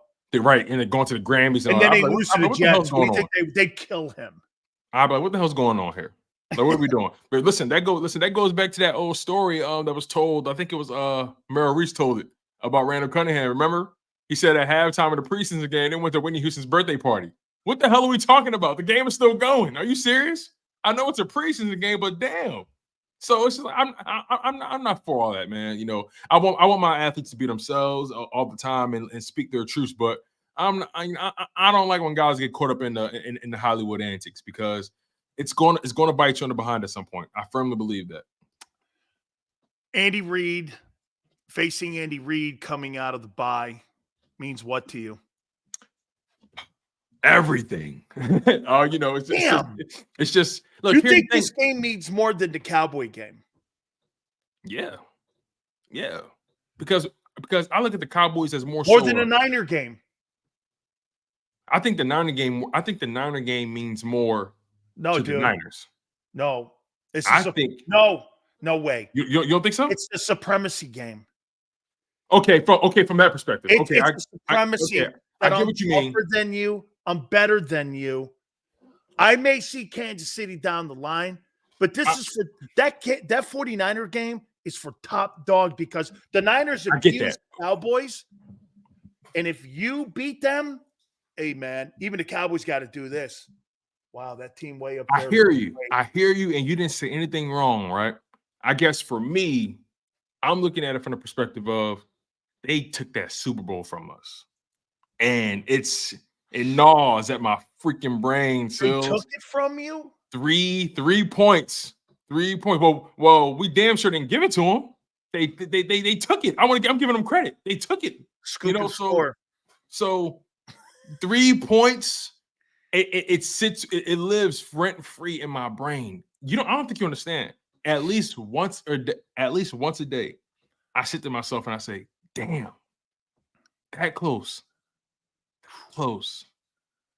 that close." And Jalen Hurts wouldn't have to hear shit from anybody else. What hurts more, 04 or 7 or 22? 22, because I knew Donovan didn't have it then. So 22. Oh, you went into the Super Bowl going. Well, I was a kid. My dad was excited, but I never was a McNabb guy. I was a Brian. Oh, your Westbrook dad guy. must hate five now. My dad hates McNabb. My dad hates McNabb with a passion. But 22 hurts me more because outside of 17, that was the second Super Bowl run that I was fully along for the ride. Fully. Like I was working at JAKIB. I was tracking these games week by week, talking to you guys every single day. You know, I was fully engulfed in this sports world. And to make it that far and see how they got there week after week after week after week and see how it happened and how the game was in our clutches. And then we lose the game by 3 points. It hurts me, Sills. It hurts me. I hear it in your voice, and I'll ask you this prediction. Who wins the MVP? I want a prediction on November 13th. And I'm not going to change. You're not going to change. This will be a prediction, okay? Because the NFL wobbles every week. Who wins the most valuable player award? Because do we agree? Am I locked into this? Race? It's as tight a race as it can be right now. Right. Am I locked into this? Because I am too. Who wins the MVP this year? I honestly haven't truly decided, but I'm going to go out on a limb here. And because of the way the schedule is laid out, I think the person who has the greatest chance to prove that they deserve the MVP is Jalen Hurts. Because of what you said last week. He goes 4-1 over that stretch. How can you deny him? How can you? You play Philly. Because that's one way of looking at it. You playing Philly. And but that's my point. You want to fight somebody when they say that. But that's why the schedule is so important because everyone's been hyping it up. Remember, we got to keep in mind. Everybody got to keep that same energy. Everybody was saying Eagles have the toughest schedule in the league, right? Can they do it again? And then when it comes to this 5-game stretch, Murderer's Row, Gauntlet, you know what I'm saying? Can they get it done? This is the biggest test for Philadelphia Eagles. So they've already propped it up as the hardest stretch in football. Jalen Hurts goes 4-1. He's already playing well and trending towards MVP status. But if he goes 4-1 over this stretch, you beat Patrick Mahomes on the road. You beat Josh Allen. You find a way to beat Dak and Jerry World. You find a way to beat the 49ers again. You find a way to beat Seattle. Who knows? 4-1 is going to fall the way it falls. But if you go 4-1 over that stretch, there's no way you can say Jalen Hurts does not deserve the MVP because they said so. They said this was the hardest stretch in football. So for Jalen Hurts to go 4-1 in the hardest stretch in football, give my man the MVP, and I ain't taking no shorts. Give him the whole, give him the whole shebang. What if he goes 5-0, like Crowley says? If he goes 5-0, man, just cancel the rest of the season, man. Just cancel it. Just cancel it. Just send it to his PO box. You already know how it goes, man. If he goes 5-0 in that stretch, it's already, as Dion would say, it's already on the mantle. Listen, 5 Sills. You said it first. If he goes 4-1 in that stretch, he should be the MVP. I'm rocking with that. I'm rocking with that. I'm picking him too. I'm rocking with that. On one leg, come on, man. But here's this. Say it with me. Now, listen to me here, though. If it comes down to statistics and they're close, Dak wins it. I think they would give it to. I see them giving it to Mahomes before they give it to Dak. Or Lamar Jackson. I see them giving it to Lamar Jackson before Dak. Who's more sellable? Lamar, Mahomes, Dak. Who's more sellable to the league? And merchandise and TV ratings, commercials. I mean, Mahomes is still Mahomes. He's the highest. Okay. He's I'm just saying, if it's all equal, you're trying to tell me you think Mahomes is more of a sellable point than the Dallas Cowboys starting quarterback? I don't know. I don't know, man. I feel like listen, Mahomes is the baby goat, 2 Super Bowls. You just don't want to go anywhere Cowboy, man. Why would I ever? Why would I ever? Hey, you just don't want anything Cowboys, dog. Listen, I'll tell you this right now, man. If the Cowboys caught a flat tire on the way to their games, man, I wouldn't send AAA to save them at all. I'll tell you that right now, man. I'm rolling with Hurts too. I think Hurts is your MVP if he goes 4-1. Yeah, And that's if he goes 4-1. But it has to be if it's not, it's going to go to Dak. Yeah, and it has to be a strong 4-1 too. You know what I mean? Whoa. I don't give a shit if it's by a safety. Okay. Okay, and by the way, some of you're right. I'm in a pissed off mood because of FSU Miami this weekend. So don't mind me. So if I started off a little angry, Eagle fans are the only people on the planet that understand because you guys live your life angry. So thank you very much for understanding. But listen, here's what I mean though by a strong 4-1. You can't be throwing picks all over the damn board. No. Yeah, you protect. That's what I mean. Protect the ball, win the games. That's all. And I think he can do that. I think Jalen Hurts. I think he's shaking the turnover bug. I think he has. Some people it lasts much longer than what it did for him. Over the past 3 weeks, he's only thrown one interception. So I mean, I got to roll with that trend, and we're big on trends here. Yep, absolutely. Great stuff, Tone. Great stuff, brother. Great stuff, my friend. Absolutely agree. Gary Cobb's going to join us, too, in a couple minutes here. Folks, don't forget, it's Happy Wingsgiving from our super friends at Hooters. The month of November, we are so proud to be giving you this opportunity. We are giving you a chance to see all the specials we have for this month of November, like Ice Cold Coors Lights, $2.99. Purchases of those items, 25 cents, will go to local charities. The Hooters calendar 2024 is out. Do me a favor. Go to northeasthooters.com. That's northeasthooters.com. Great specials we have. Seafood Sundays, half price. Snow crabs, special. You'll love them. Military Mondays, 20% off all day. Wing Wednesdays, $19.83. All you can eat and kids eat for free on Saturdays. northeasthooters.com. That's northeasthooters.com. And when you go to Hooters, do me a favor. Tell them Big Sil sent you.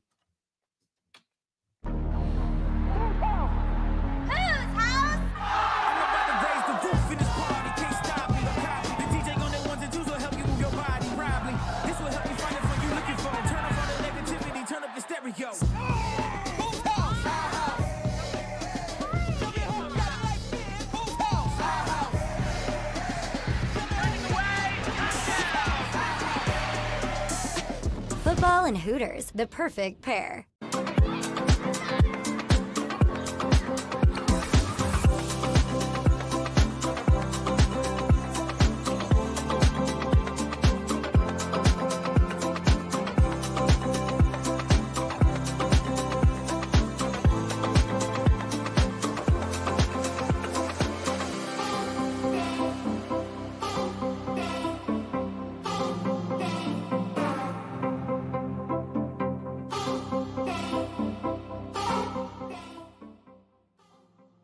If you own a company and you're not producing a podcast, you're missing out. The public consumes messaging when they're ready. Join the professional podcast network of companies and let JAKIB Media Partners put you in the podcast arena. Come to our professional studio or we'll come to your place of business and professionally produce your company podcast. Call JAKIB Media right now at 267-261-3428. 267-261-3428.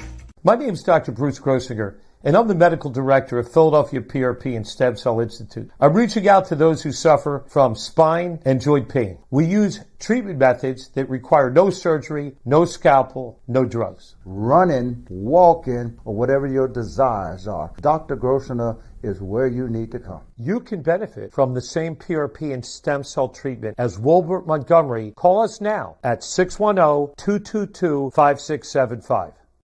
We're here to show you a better way to spend your state income taxes and get the money to where it's needed to most to the thousands of qualified kids. What we like about Blocks is they really know where the need is. This program ensures that their dollars come 100% into these kids for their tuition assistance. If you are able, Blocks makes the EITC piece go very quickly and very smoothly. Turn your PA state tax liability into need-based scholarships and receive a 90% tax credit.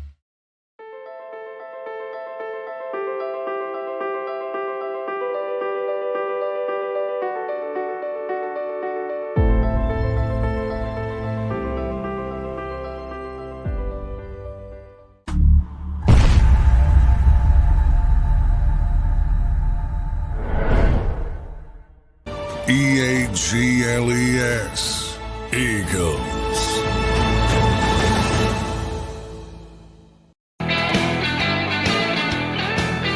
Right, Sil. Bills National Football Show. We're going to get Gary Cobb up here real quick here, but I got to tell you, man, Cowboys kicked the shit out of the New York Giants, man. You would think that they beat the 85 Bears. Holy cow. Danny DeVito's little nephew was playing quarterback in New York, and I couldn't watch the game. I had agita, and in Italian, for some of you out there, that means an upset stomach. I had to watch Lions and Chargers and actually watch a football game instead of an ass kicking. It was like watching Cobb's old USC team beat the Oregon State Beavers. I mean, Cobb was out of the game. He had his shoulder pads off in the second quarter, and they were up 49-0.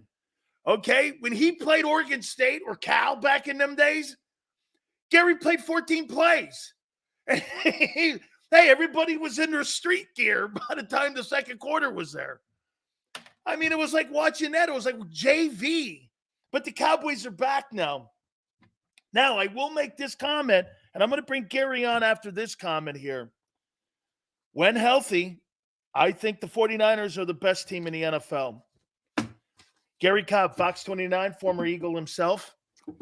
Man, I know you were off the field, man, in the second quarter against the Beaver, man. Yeah, I know you were. Yeah, guys over there chewing bubble gum, you know.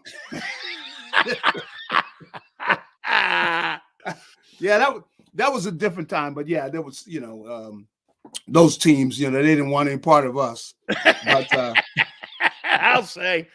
Am I wrong when I say this, Gary? Yeah. That when healthy, the 49ers are the best team in football.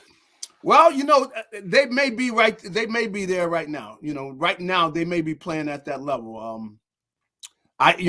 They look tough, and you know what? I know they've been talking about the Eagles, within their locker room, since last year.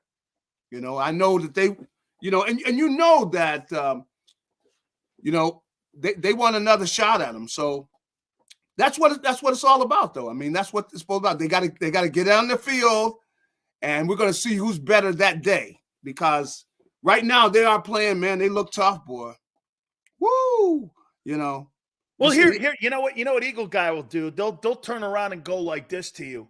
They lost 3 straight. I'm like, how do you think the Philadelphia Eagles, and take a look at the record when Lane's not in the starting lineup? Yeah. If they have A.J. Brown and they don't have Trent Williams on there, you think that football team's 8-1? There's not a chance in hell the Eagles are 8-1 without those two guys on the field. You're right. That's why right now, I mean, I'll tell you, Dallas didn't play anybody, but I tell you what, they want another shot at the Eagles. They want another shot at them, man. They know the guys left that field know that, hey, we're gonna have to play these guys again. So. But that's the fun. That's what the fun of this whole thing is, man. It is. You think the Cowboys beat the Eagles in Arlington? If they don't play better than they did the last time, because the Cowboys are playing that. I mean, that's the way you're supposed to do the Giants. They send that awful team out there. That's the way you're supposed to do them. Now, I didn't think they should have kept it on. They're throwing the ball at the end of the game, like, man, like they're running the score up like they were playing UNLV. I know. I mean, I thought that was ridiculous, but hey, you're supposed to. That's the kind of whooping you're supposed to do to an inferior team, and you tell them, look, if you can't handle it, don't show up. Just go ahead and forfeit or something, because you guys are awful. But I didn't like the way they were running up the score. I mean, wait a minute, forfeit? Yeah, I mean, yeah. You know what? The Giants are getting about that bad, man. That looked bad, man. It did. That was not an NFL. I mean, it was embarrassing. You're going like, man, you guys, are you guys going to keep on playing this game? that was, but the Cowboys, that does say something about them, though. When they get in that role, man, they get out there and they get on a roll on you, boy. Think? How about this here? Dak is playing, man. Dak is playing. That's where I'm going here. Yeah. That, he's playing just as good a football right now as Jalen Hurts. I mean, he's on track for 45-62. Jalen's on track for 44-33. Mm-hmm. Dak's on pace for 32 touchdowns, 17 picks. Yeah. Jalen's 28 touchdowns, 15 picks. Dak's got a 70.17 completion percentage. Jalen's at 68.9. You can say that Hurts is playing better than him because he's not. Yeah. I mean, he's playing good ball too, right? That's right. Well, you know what? This is what it's all about. I remember, our coaches at USC, they used to say that we don't like playing beating up on these little teams. We like big man on big man. We like the big games, and that's what it's about. And so you're looking to see Dallas, San Francisco, and the Eagles. We're going to find out who's got the better football team. Wait a minute, Gary. Yeah. Are you going to throw your Lions in there too? I tell you, the Lions, I still don't think that. Yeah, I'm with you. In certain ways they are, but I went back there. I was back there. I was looking at them play the Las Vegas Raiders, and I'm going like, no, you guys are not on the, you're not on the level of the Niners, the Eagles, Cowboys. No, I wouldn't put them up there yet. They're on their way, though. They are going in the right direction, but, they still got some ways to do. But I do like they got some big boys up front, on that offensive line. I like some of those guys. Of course, they got some pass rushers, but I don't see the type of pass rush that the Eagles or the Niners or the Cowboys, no, they don't have that type of pass rush. They don't have that many guys coming at you like that. So how about this one, Gary? Yeah. We have been injured all year, and we keep winning against one of the hardest schedules. Yet we haven't really got into the hardest part of the schedule. The next 5 games, in my opinion, are going to tell us a lot more here, Warrior. But I will say this to you. I mean, at the end of the day, though, Gary, I mean, you got to look at the way that they're playing. Then you look at San Francisco and how they're playing. Chase Young was a factor in that game. And how about this? Who do you think has more impressive wins? The Niners have beat up the Cowboys by 30. Yeah. They beat the Jags by 30. Yes. And they beat the Steelers by 22. Boy, you got to look at them and look at the Niners and go like this. The Eagles have been in every game that they've had this year. The 49ers, when they got all their pieces in there, they beat people up. Yeah, they do. Now, I will give you that. I will say that the thing the Eagles, the argument they can make is that they find ways to win. Yes. Now, and so if they get in the game with the Niners or the Cowboys, and they find ways to win, they can win in multiple ways. But they got their work cut out for them. I think they know that. I think they were looking at they were looking at those games yesterday. They were looking. Without a doubt. And so you see the Niners, man, you see with Debo back in there, Trent Williams, Big Williams back in there, you're going like, ooh. And then you add to that pass rush they had, you're going like, man. Chase Young and Randy Gregory. He hasn't been a factor, but Chase Young. Yep. And I think Chase Young playing with Nick Bosa at Ohio State, I'm telling you, kind of looked a little bit like what Jalen Carter and Jordan Day was playing at Georgia together. That looked a little bit like that OSU combo. Well, this is fun, man. I enjoy it. Hargrave's playing great. Yeah, you're going to see some great games. We're going to find out because nobody can say, oh, I'm sure such and such is going to win. No. Nobody's sure of nothing because these are going to be some tight, hard-fought games where it's going to be a play here, a play there. Who knows? Maybe one team bullies the other team. I want to see, if somebody can pull that off because you got some outstanding defensive and offensive lines where we're going to find out who is for real. And you got to take care of the football. We're going to see, Debo, A.J. Brown. See who takes over the game. Kittle was a factor this past weekend against the Jags. Yeah, he was. Remember something about that Jags team? That Jags team had won 5 in a row, and they put the hammer on them, man. They did. That was a thrashing, and they didn't belong on the field. I got to give it to them. I mean, San Francisco, when they are healthy, they got everybody back, boy. Well, we knew they were tough last year. Yeah. Nobody was celebrating last year before that game. Now afterwards, everybody, I knew they were going to win. You didn't know they were. You didn't know. So Gary, on Sunday or Monday night, excuse me, Andy Reid is 27-4 coming out of buys, and Sirianni's 3-1. The Super Bowl bye week, obviously, you count that in the factor that they lost to the Super Bowl. He's 3-1 coming out of a bye. Plus, you have Steve Spagnuolo on the other side. You got Andy Reid, and you have Patrick Mahomes. Advantage who? I think you got to give the advantage to Kansas City. I mean, because defensively, they've been playing. I mean, you look at the numbers. Their defense is the reason that they having the year they're having, because their offense hasn't been playing great, but they've been finding ways to win because they're holding teams under 16 points. I mean, they are playing outstanding, and I haven't really looked at them closely, but I know Steve. He's a great coach. I mean, the guy's an outstanding coach, very good. He gets to his players. He gets production out of his players because he's a stand-up guy. In fact, I ran into him. He was back here after they won during the offseason. And so I was joking with him and stuff. Him and his wife, they were, of course, they come back here all the time because they got a lot of friends in the area. So they were back here, and I told them, hey, man, you got nothing. I got nothing to say. I got nothing to say. I got to give you guys credit, man. You guys got it done. And with the way his defense, I got to look at him closely and see why they're playing. They're a top 9 unit. Yeah. I mean, I really haven't looked at at what they're doing, but my goodness, you holding people under 16 points in this type of league where it's scoring, he's obviously doing an outstanding job. But the Eagles got their work cut out for them, and I think they're looking forward to it. We're gonna find out, who's for real. You know what I love about your fan base is that any little thing pisses them off. And Gary, and something like this has to piss them off because Monday they're raising the Super Bowl flag at Arrowhead. Oh, no. They waited and made sure, huh? Yeah, they're raising the Super Bowl flag on Monday night. Oh. Oh, man. Oh, why did you have to say that? Oh, no.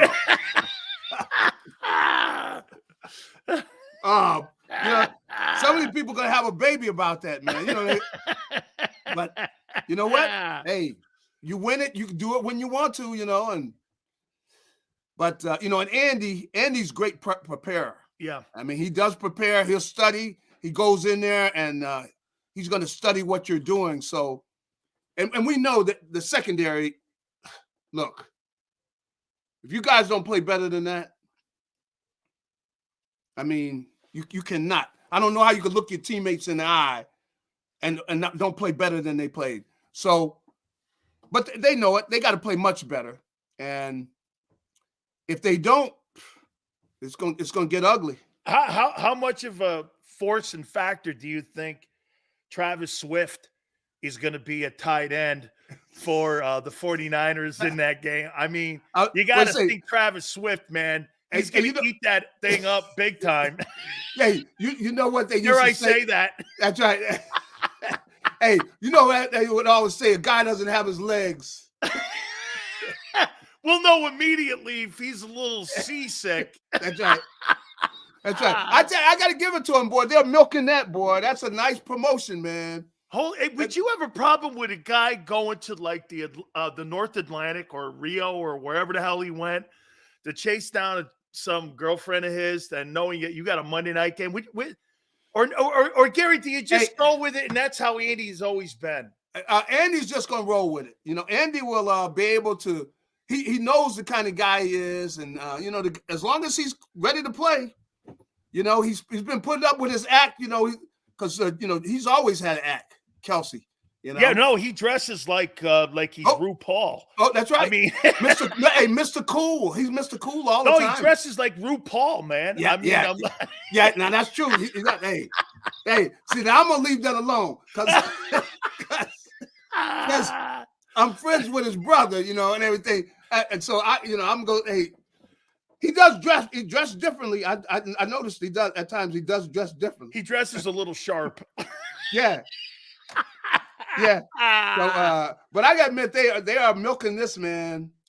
I tell you. Who are you more concerned about, Gary, in the secondary, Bradbury or Slay? Bradbury, because I don't know if he has the speed to be out there anymore. He looks like and then just not sharp. I mean, that last play, when you got the pass interference play there near the end.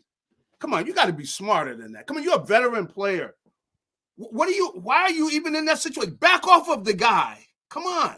They got 40 seconds to go. and you're gonna make it this kind of drama like that.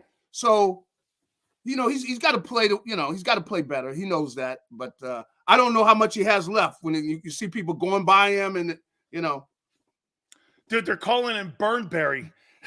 Hey.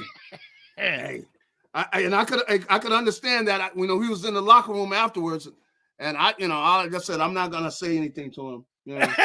Hey, what unit do you think has played the best in the first half of the season? The O-line or the D-line? Well, I guess probably maybe the D-line. D-line's number one against the run. Yeah, I think the sixth in sacks. Yeah, I think the D-line, because they've been getting pressure, most of the time. There have been some times when they've been missing a little bit, but for the most part, they've been getting pressure. But the secondary at times doesn't even show up. You're going like, what are you doing 10 yards off the guy? I mean, get up on that receiver, man. What are you doing? You just, 1, 2, 3, the ball's out. You got to cover somebody sometime. And I want to see them changing some things up. I think they have a chance to change things up. They got Roby coming up. He'll be in there in the slot. You're going to have these guys healthy. And I know from some of the guys that have played in the league, they know that they got to play on a higher level than that. And if they're going to be circled as the reason the Eagles don't make it. And I don't think they want that. So I definitely think we're going to get better performances out of that secondary, because I'm going like, man, come on, the Cowboys stopped themselves. There's Gary, no way. They're the second worst pass defense in the league. And then that's not. And they've given up the most first downs. And they have played that poorly. There have been times when you just say, this is not pro football, man. How could you be out there? Aren't you ashamed to be out there playing when you got tape where you're looking this bad?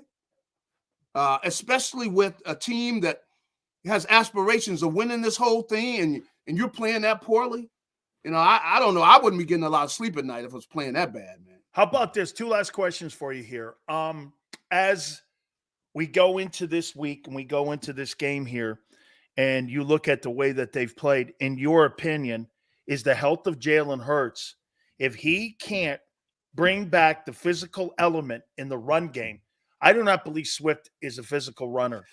Okay, I tell you what, I saw that guy Gibbs in Detroit, and I see why they moved off of DeAndre Swift, because that kid, in my opinion, he's a ball player. Yeah, he is. But Jalen, do you agree? He's got to get back to being healthy to bring back the physicality in the run game, because they really don't have a physical running back there. They're going to have to do something. I mean, they did have Rashad Penny ran 2 times. The first time when he hit the ball, he hit it up in there for 8 yards. And you can see maybe he can be that guy, because he is big enough and physical enough to be that guy. But the guy don't want to play the rest of the game. Look, you got to block sometime. Come on, man. Sometimes you got to pick up the blitz. But I could see, and, there's been talk that maybe he is going to become really take on a bigger role, because, as much as I like Swift, he's he's back where you give him 5-10 times a game. You might let him carry the ball, and then you're getting the ball to him out in space. You think he's slowing down a little? Who's that, Swift? Yeah. Yeah, because he's never carried the ball this much. He's never carried the ball this much. I mean, you're not going to give it the ball to him. Do you think he's wearing down, or do you think they're concerned about wearing him down, or both? I think it's both, and I think that he's a kind of a back. He's not a guy that's going to be running over people. And when he starts kind of shying to a hit from a DB, that, come on, he can't. He's not a pounder. That's not the kind of ball carrier he is. And most of the yards were in 2 games. Yeah, and early on too. And you know what? That's fine. You just let him play in the role that he should be playing, which is carries the ball 5 to 10 times, mostly in a game. But then you're getting the ball to him out in space with screens and where he's running routes and everything. That's him at his strength, because when he's out in some space, he can make people miss. But but Gary, he's even not in a Detroit, pounder, though. He's not even a pounder. in Detroit and in Philly, when they're in the red zone, they pull him out of games. Yeah, he's not a pounder. Come on, it's not him. He's not him. That's not the kind of back he is. And You need to let a guy play the role he should play. Now, they brought Penny in here, and I've heard some people say that they're going to start using him. I said, well, put him in there and let's see what he's got, because they need a physical back. Because, you look at these guys that they got to play, like when they're playing the Niners, they need a physical back to play against the Niners. You look at the other teams, when they play the Cowboys again, they need a physical back to go in there and pound the ball. That's your best chance against them, because, they want to run. They want you to throw the ball. They're flying off that corner and stuff. And the way that you make them play the game you want them to play, which is you run the ball right at them and you got to pound her. And you go on like, we got bad news for you guys. We're running the ball, Final question for you, Gary. Yeah. Dallas Goedert, on a scale of 1 to 10, his absence in the next 4 weeks will be what? It's going to be, and these are the big games too. These next 5. I think they're going to be all right, because they got enough weapons, and the guy behind him, he can block. Does it hurt him more in the run game than the pass game? I think it's more in the pass game. I think because the second team tight end, he can block. So he'll be all right with the run. But they don't have that weapon in the even though this guy with this long name, I don't even know what the big kid, they're going to try to work him in, but they're going to miss him probably more in the pass game. But they got a lot of pass.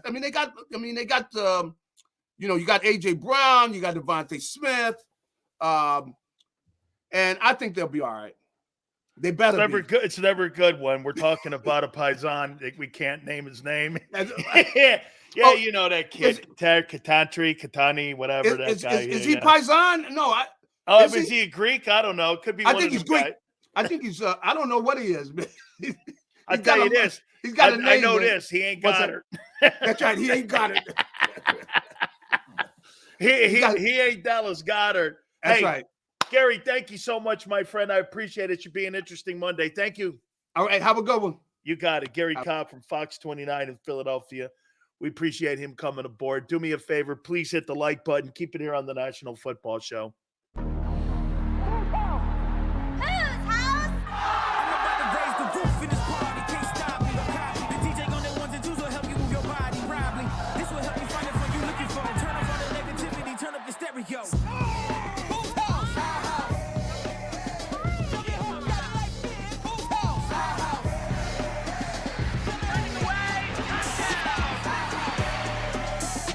Football and Hooters, the perfect pair.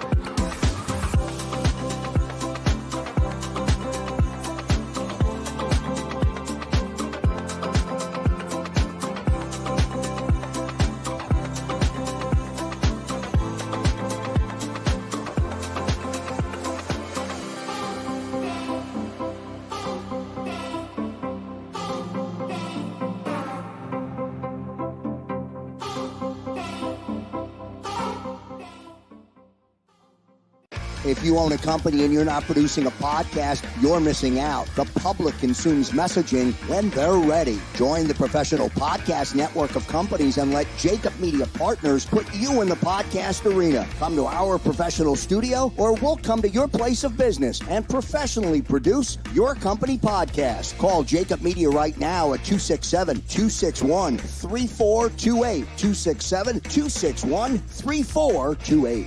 My name is Dr. Bruce Grossinger, and I'm the medical director of Philadelphia PRP and Stem Cell Institute. I'm reaching out to those who suffer from spine and joint pain. We use treatment methods that require no surgery, no scalpel, no drugs. Running, walking, or whatever your desires are, Dr. Grossinger is where you need to come. You can benefit from the same PRP and stem cell treatment as Wilbert Montgomery. Call us now at 610-222-5675. We're here to show you a better way to spend your state income taxes and get the money to where it's needed to most to the thousands of qualified kids. What we like about Blocks is they really know where the need is. This program ensures that their dollars come 100% into these kids for their tuition assistance. If you are able, Blocks makes the EITC piece go very quickly and very smoothly. Turn your PA state tax liability into need-based scholarships and receive a 90% tax credit.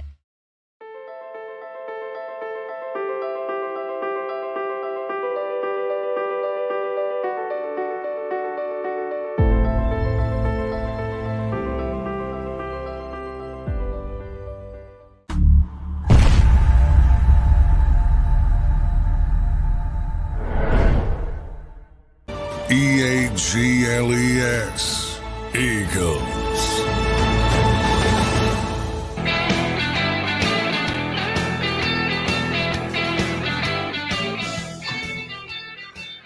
Wait a minute.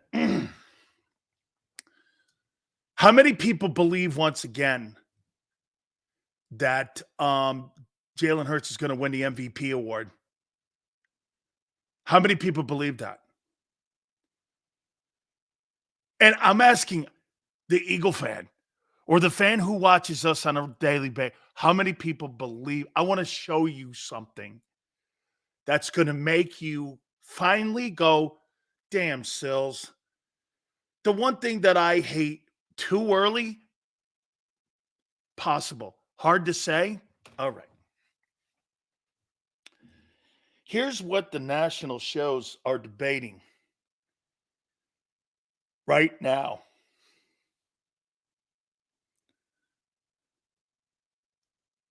Did Dak Prescott prove anything in the blowout win?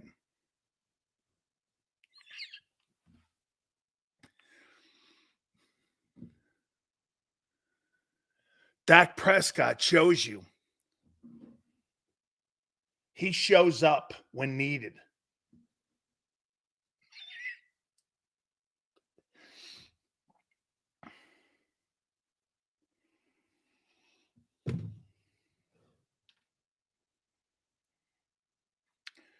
There's not a fighter's chance in hell you're going to win the Most Valuable Player award unless he goes 5-0 over these next 5 games.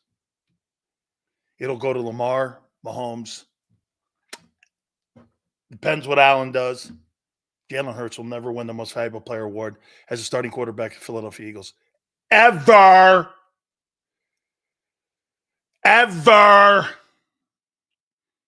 You know why? They don't want him to.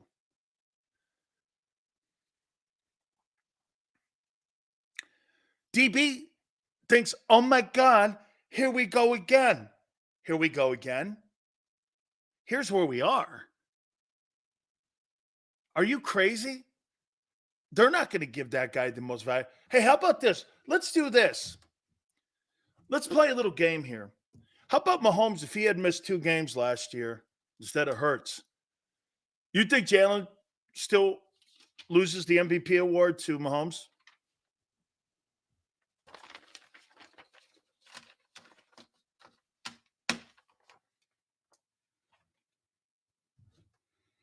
You think if the roles were reversed? No way. No way. The vote wasn't that close. You're making it sound like the vote was close. He got the majority. He got almost all the first place votes. What are you talking about? It would have been closer.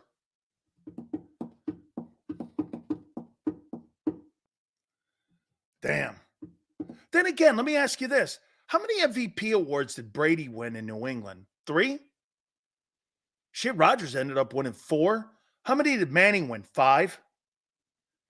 Interesting. There's kind of the same little hatred for Brady. Am I right when I say this?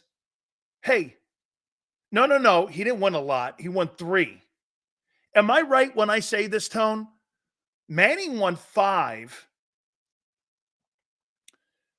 Rodgers won 4. And Brady won 3 MVPs. And combined between Manning and Rodgers, they won 3 Super Bowls. Is that right? Aaron Rodgers has more MVP awards than Tom Brady, correct? Is that right? He had 4? You think the media wasn't going to ever vote for Tom Brady? Think about that. Tom Brady doesn't have more MVP awards than guys he killed on a seasonal basis because the media couldn't stand Belichick and him. If the media liked him so much, Yale, why did they give him more MVPs than Peyton Manning? I'm comparing Jalen Hurts to Tom Brady here, so don't get butthurt.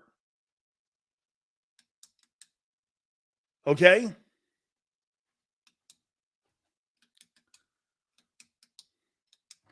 Don't get butthurt here. How come Manning and think about that. Tom Brady won 3 MVPs. I think they had to give it to him a couple years. Then as he started, Jalen Hurts is not going to be respected until he's in his mid-30s. You watch. Brady was never respected more than Peyton Manning was early in his career. There was a debate who the better quarterback was for decades, Manning or Brady. And most people on the side of the media sided with Manning. And it was never close, really. Playoff record-wise, statistically, games won. Brady killed him, and with lesser talent. Jalen Hurts is going to fight the same thing that Tom Brady fought, perception. You know why? It's what Tone said. Because you're an underdog, and you weren't a first-round pick. They didn't expect you to be that guy. Same like Brock Purdy. Those guys will always be underdogs because of where you're chosen, your city you're in, Boston, Philly. Okay? Great fan bases. A lot alike in many ways. Passionate. You look at your guy as being the guy, national media doesn't vote for anything in Boston or in Philly. Shit, Joel Embiid had to cry his way to the NBA MVP award.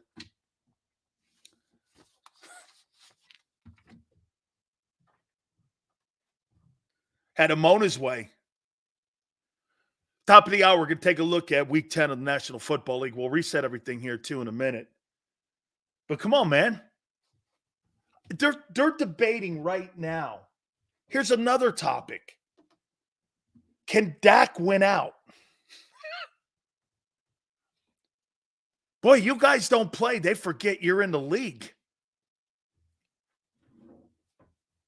Can the Cowboys win out the rest of the way and win the East and home field?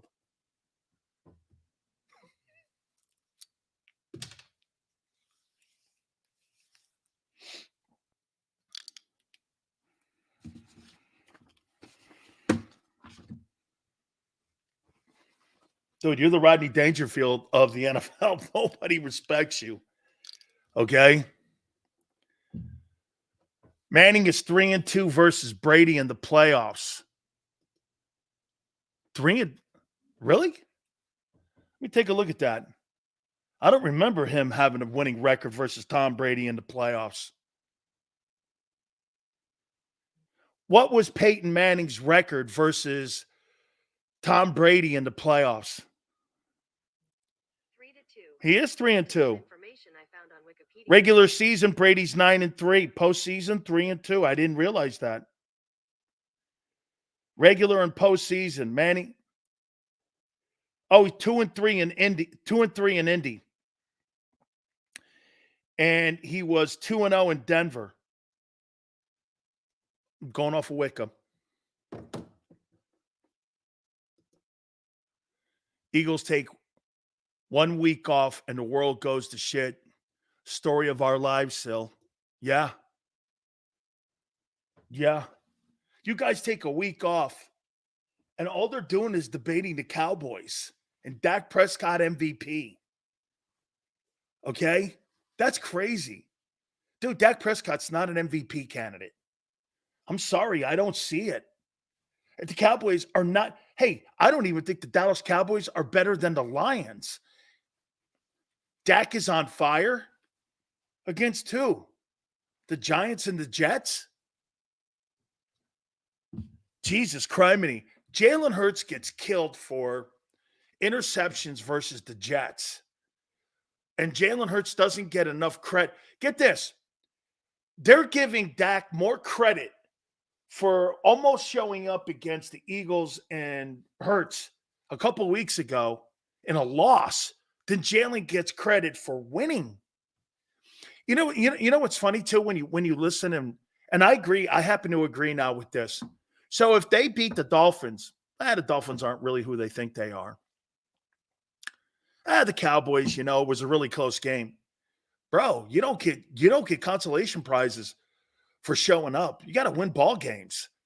Who in the world celebrates mediocrity? Good night. I hate that. Well, they play pretty good. Doesn't that count for anything? No. That's like some of you guys in here about talking to me about Hurts playing well in the Super Bowl. So, Patrick Mahomes is 2-0 against you for 2 straight ball games. Okay? That's like saying you want to win, Jalen Hurts is your quarterback. You want stats, MVP, and those when it matters. Kirk Cousins is your guy, or I don't know what that means. I have no idea. JB goes like this. Hey, Sills, the only thing, quite frankly, that Dak Prescott has shown you is that he could beat tomato cans. So Dak Prescott basically is the guy who beats, in honor of this guy, Spider Rico. I'm going to start calling Dak Prescott Spider Rico. There's Spider Rico. Dak Prescott beats Spider Rico. Oh, man. Am I right when I say that? Spider Rico. Oh. Yeah, CJ Stroud, we're going to talk about that. Sills, Alabama's covered 3 brotherly shove plays, resulting in 3 TDs. One against LSU. Does college football ban it too? Hell no. Hell no, because you know why? Bama's doing it. If the Cowboys were doing the brotherly shove, it'd be the most celebrated play of all time, and it'd be innovative. It'd be called the Cowboy Shove. There would be T-shirts made. There'd be documentaries. There'd be debates, okay, about the Cowboy Shove. It'd be. Can you believe Mike McCarthy? Wow, what a play he designed. Lamar's not stealing money, okay? I think it's sympathy sells because Dak has underachieved. No, man, it's the star. People want to push a narrative on the star, man. It's exactly what it is. All right. We're gonna take CJ Stroud. I want to hit on that. And there were a bunch of games, and some teams started to look like they were here. Then all of a sudden they walked back. Some teams picked their game up. Why does Hurts get doubted in the league? Is it because the league isn't ready to have a quarterback that is too black to be its face? Patrick Mahomes is black. Wilson, Kaepernick, Dak, Mahomes, all mixed. Okay. And at points, pushed as the face. That's pretty deep, Warrior. Well, Jalen Hurts is most of the quarterbacks in today's NFL, the highest paid guys are black. So do you really think that that's still a narrative? Now, advertising and selling the league, Auburn didn't want a black coach be the face of it with Deion Sanders.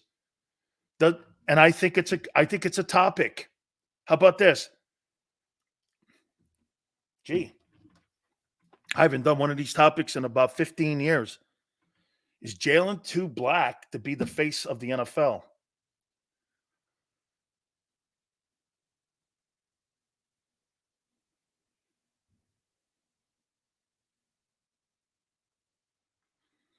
I can't come from it from a white guy's perspective.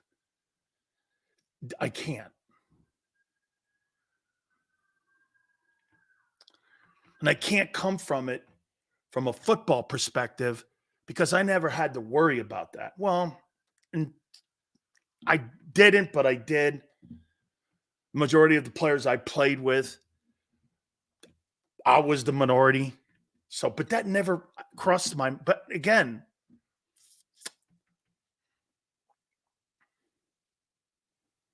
you can't talk about black issues when you're white, because for us to talk about it, we're coming from a different perspective in how we were raised compared to many of the African-American kids and men that I played with. Their views in life are completely different than mine. And it's not fair for me to walk in their shoes and say those things. I can't comment on something like that when I haven't been walking as a minority in this country to say something that would not come off as being white privileged. And I'm really basically talking to myself here. Do I think, look, they're paying African Americans today. I just don't think that hosts that are white can comment on that and have common sense on that and come from a position of an opinion that they lived it. I've always done my show coming from a position, okay, that I've lived something.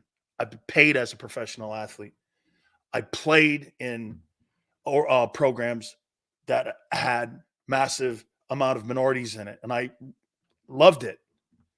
But for me to comment on something like that, I'm coming from a white person's view, even though I am Italian and my folks went through persecution when I first got to America.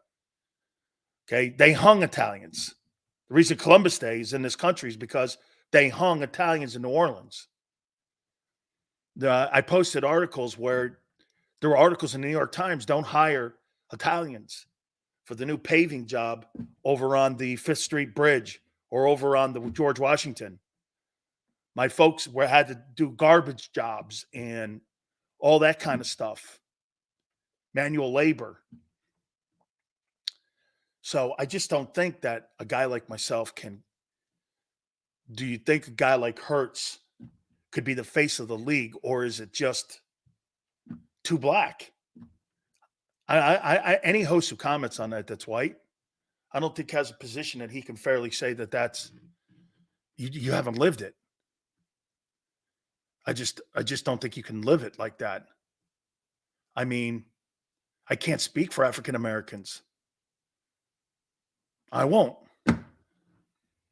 Take a look at Week 10, National Football Show. Keep it here on the National Football Show.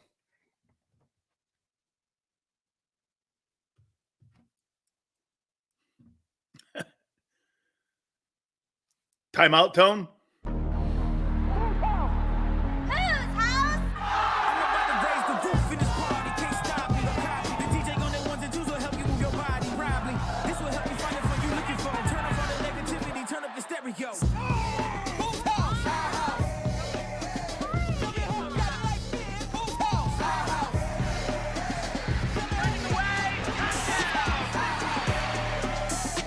Football and Hooters, the perfect pair.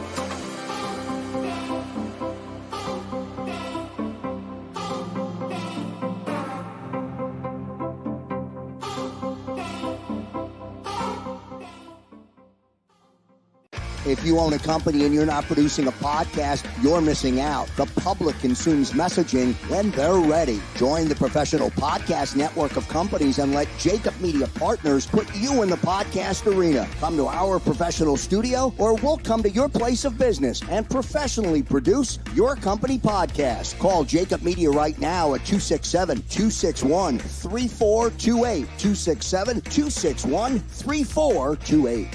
My name is Dr. Bruce Grossinger, and I'm the medical director of Philadelphia PRP and Stem Cell Institute. I'm reaching out to those who suffer from spine and joint pain. We use treatment methods that require no surgery, no scalpel, no drugs. Running, walking, or whatever your desires are, Dr. Grossinger is where you need to come. You can benefit from the same PRP and stem cell treatment as Wilbert Montgomery. Call us now at 610-222-5675.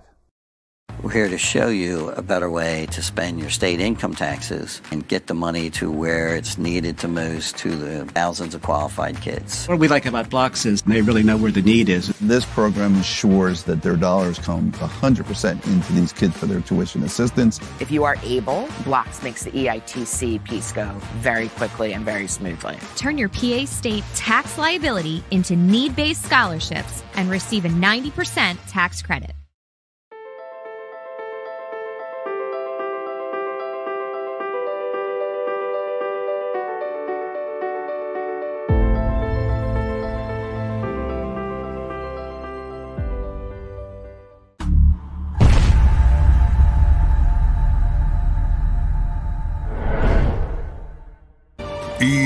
EAGLES, Eagles.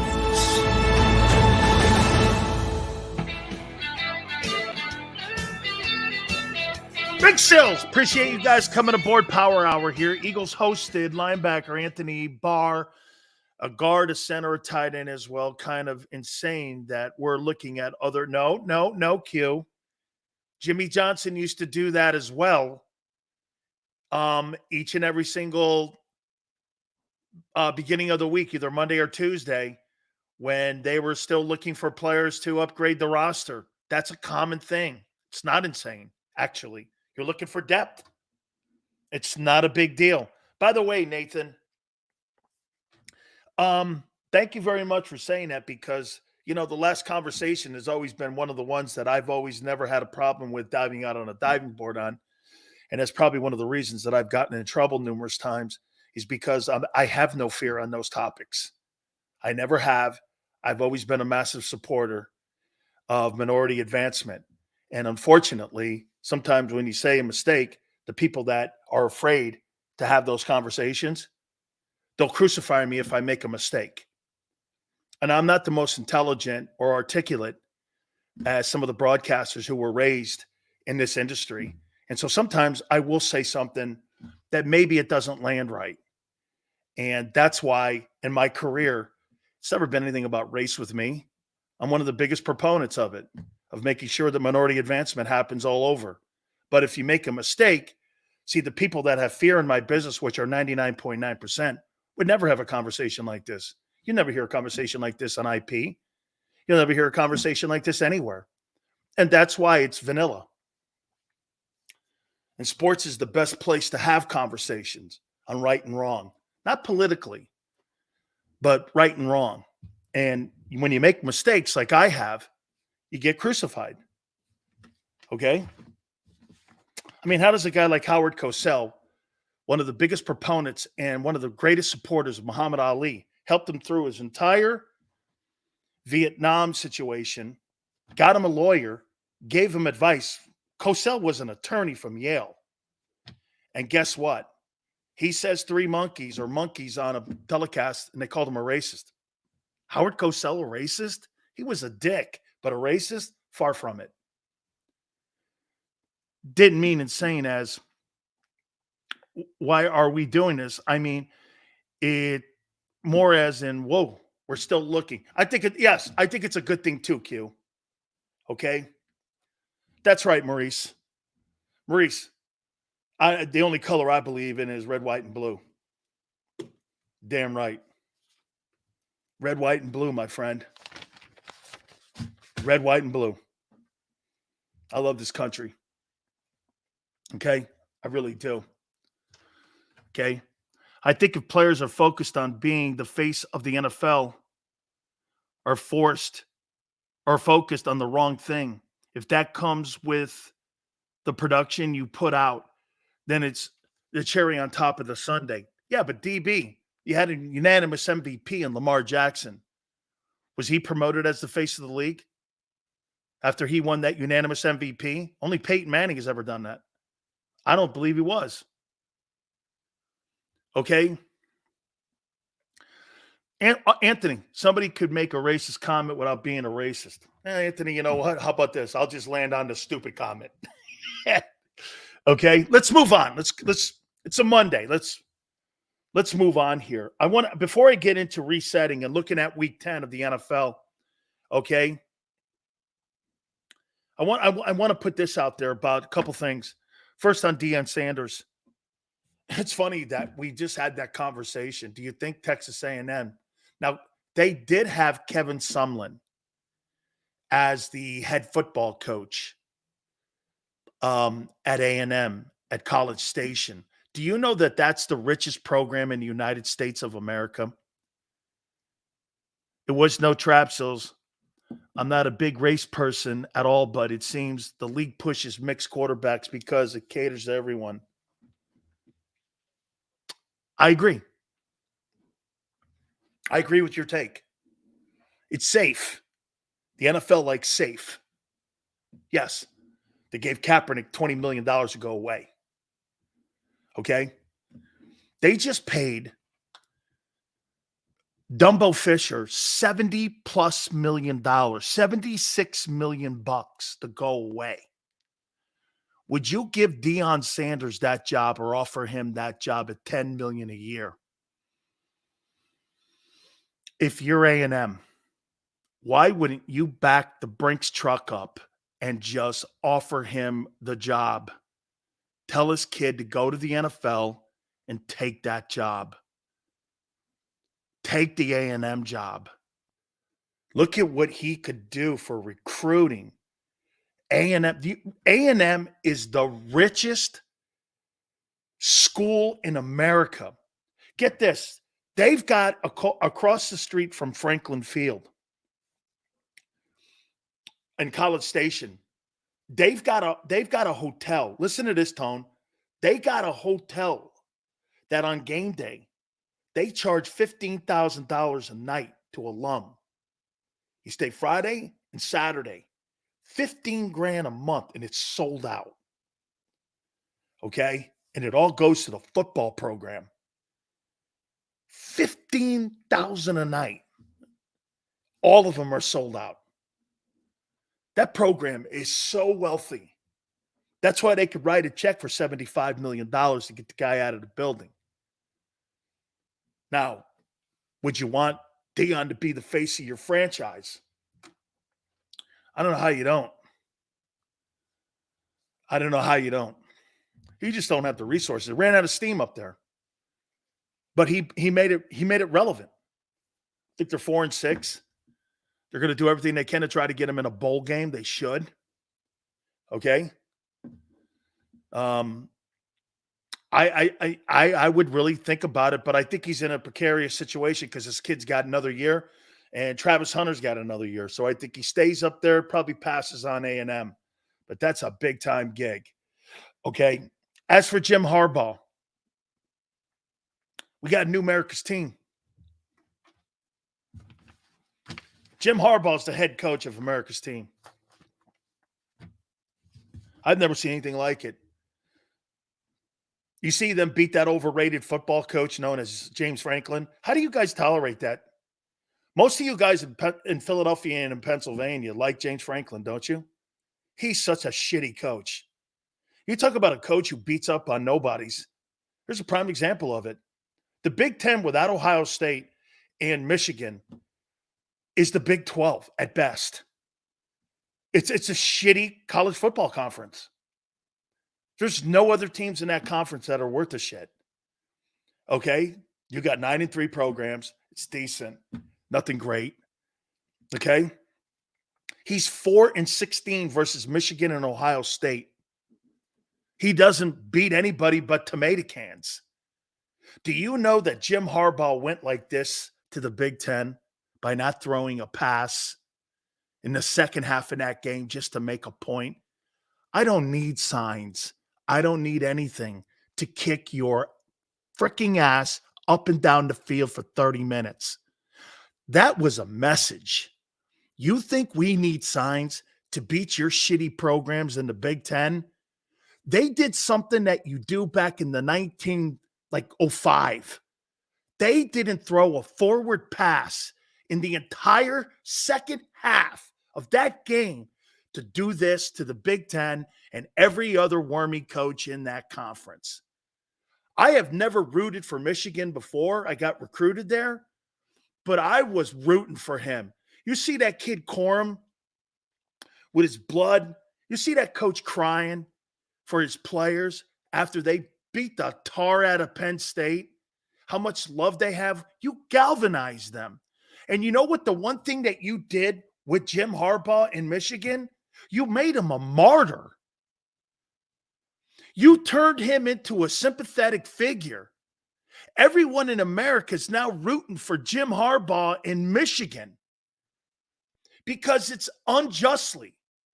This is politics that the Big Ten plays like they did with that shitty COVID policy they had. And guess what? They're getting crucified. Rightfully so. Rightfully so. Stopping and starting the season, going on hoax theories on COVID versus what the SEC did. You know why you don't recruit out of the Big Ten? Because all the great kids go to the SEC. The SEC, Southeastern Conference, is the best college football conference in America. You know how I know that? 69 or 70 kids will get drafted out of the 200 and whatever kids that are going to go into the draft. The majority of them are going to come out of that conference. Rest of those conferences play politics.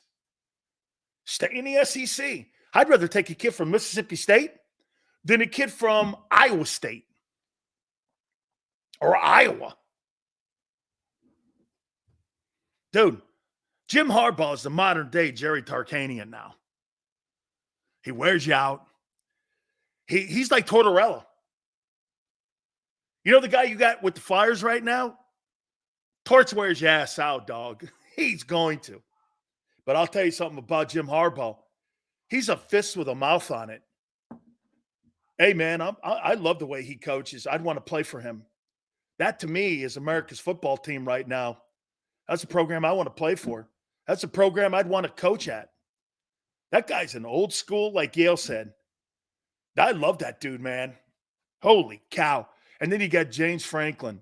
You know, James Franklin, correct me if I'm wrong. James Franklin makes $10 million to go 4-16 versus teams that matter. How's that right?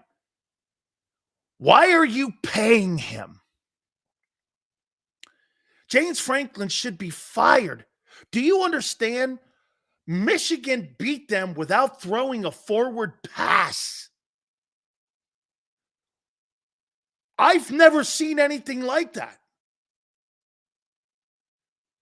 They beat you, Penn State, without a forward pass.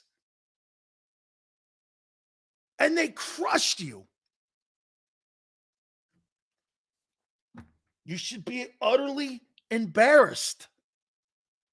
How in the world do you hold your head up high at Penn State getting your ass handed to you by an offense that Fielding Yost ran back in 1907?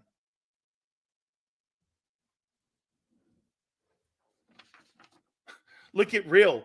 He's trying to make that 17-9 score sound like you were close. You were never close. They didn't throw a pass. And they beat you up. Hey, oh no, you're right on the scoreboard, but they beat you up in a fight.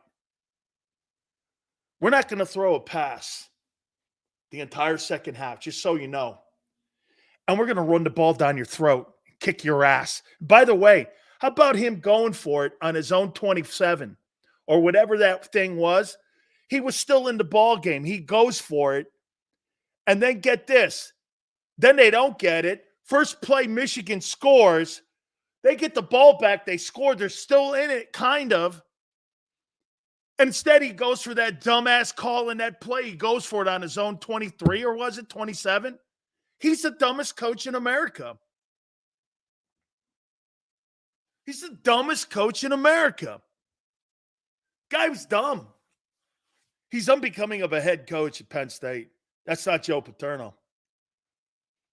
Okay? That's not Joe Paterno. Joe Paterno, you're not doing that to Joe Pa. That ain't happening. Okay? James Franklin's a bum. Big Sills, you ready for Louisville team? Those Louisville versus Miami games are always fun. I remember when Miami used to jump on logos. Hey, Death, I'll tell you a little story real quick before we move on and resetting. Look at week 10. The first year that Howard came back as the head coach of Louisville, he had recruited most of us, right? Jimmy's like first or second year. I forget which year it was. And Howard used to do this. And he used to go. He used to do this big whistle. Everybody get up and run in. Well, as everyone was stretching, both teams, we're stretching at the Orange Bowl. He does that whistle. Both teams got up and started running in. Jimmy's like, hey! We're like, oh, shit. Hey. Yeah. Yeah, man. Howard Schnellenberger, he turned Louisville football around. Legendary. Okay. Seals, who won in Tallahassee? The referees. That's who won. Jumped out of my skin. Sorry for starting to show off today in a bad mood. But Mario and I were screaming at each other about the refs. And we don't like to make excuses. But I'm sorry, guys. I was a little bit pissed off from Saturday to right now. All right, let's get into week 10 of the NFL. Hey, by the way, I liked what Tone and I were saying in the last hour. What game matters more that's not Dallas? San Francisco or Kansas City?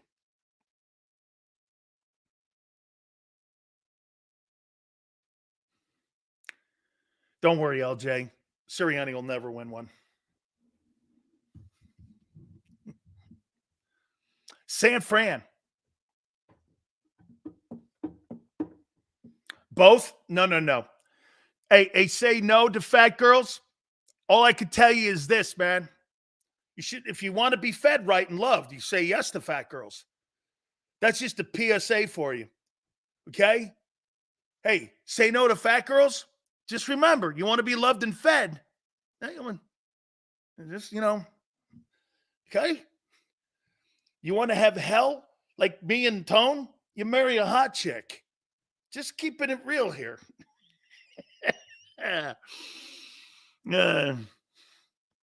Okay? I know it's only Monday, but Eagles win 20. Hey, hang on here. Okay? Okay, I feed myself Strombolis.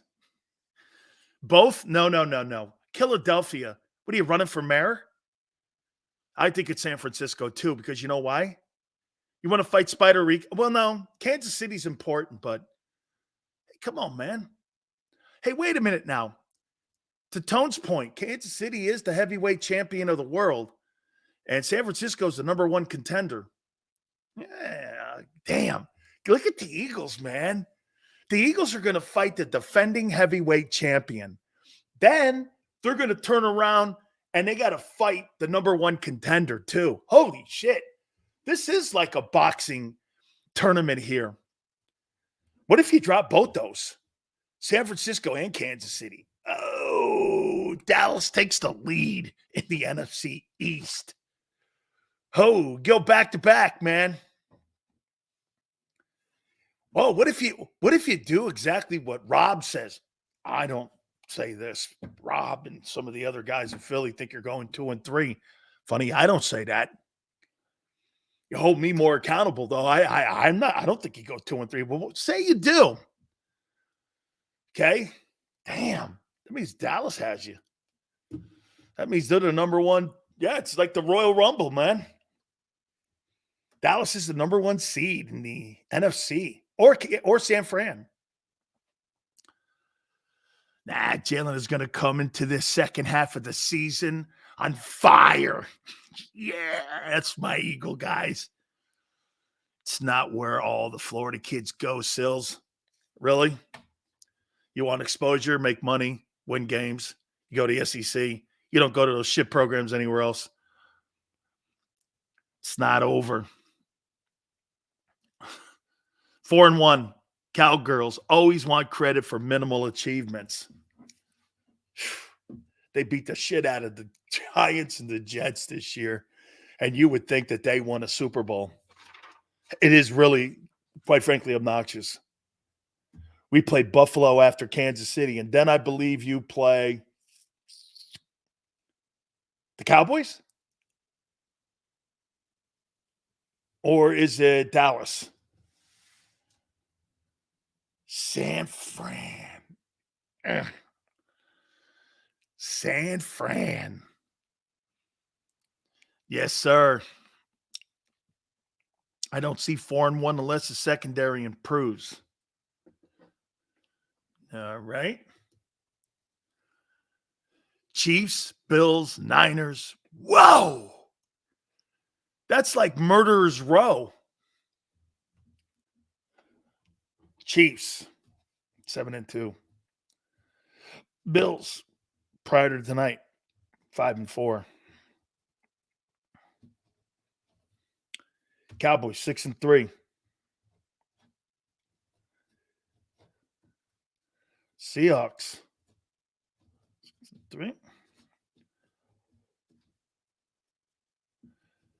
24-12, baby. Woo, woo. Oh. Woo. 2 AFC teams, 3 NFC teams. Yes, sir. 24-12. Texans will win a Super Bowl before Dallas.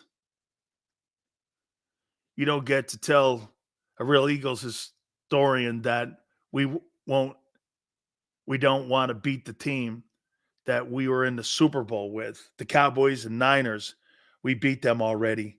We want Chiefs. You beat the Niners. All right. Sills, does Shanahan only use Debo on those runaround plays? No, you don't have a secondary to stop him. You don't have a secondary to stop Debo. Shit, Kittle's going to murder you. I see 4-1, mostly 5-0 is possible, but 3-2 is also possible. So it's 2-3.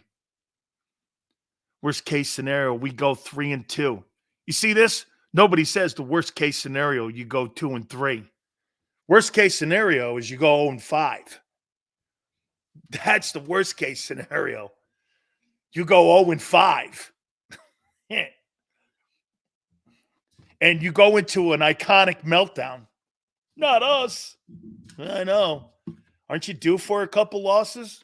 Or no? You think you're going to win forever? I know you do. I know you do. You don't think this string of luck, not luck, consistency is going to wobble a little bit? I know you don't. I doubt we go 0-5. You do? Okay, I do too. Possible? Yes. Probable? No. I was just about to say that. Right. Hey, go 0-5. Not us. Okay. You did win 4 games 3 years ago. 4 years. Is it 4 years ago now? You did win 4 games. You probably didn't think that was possible.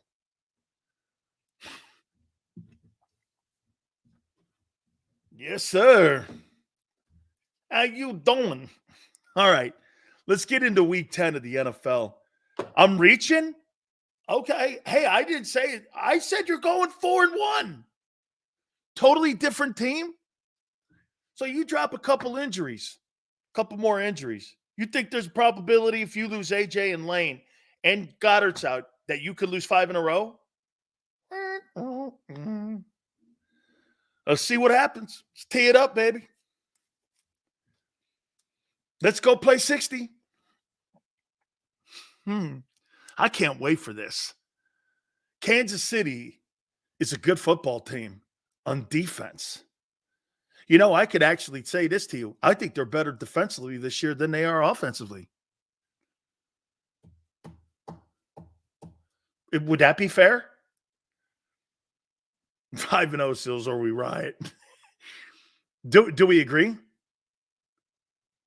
That Kansas City's probably better defensively than they are offensively.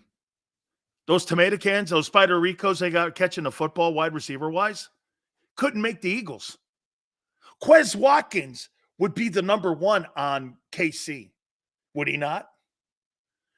Queasy Watkins. Shit, Queasy Watkins would be putting rap songs out and rap albums out in KC. He'd be a star like Travis Swift. He'd be a superstar. Queasy Watkins and Travis Swift coming to a Christmas album near you. Right? Travis Swift and Queasy Watkins for your Christmas entertainment. Right? Rudolph the Red-Nosed Reindeer by Queasy Watkins and Travis Swift. Sills, do you think the loss of Bieniemy felt in KC? I do a little bit. I do. Okay, stop comparing AJ to Debo. That's almost worse than comparing Luther Campbell to... Don't pick on my guy. What's wrong with you, man?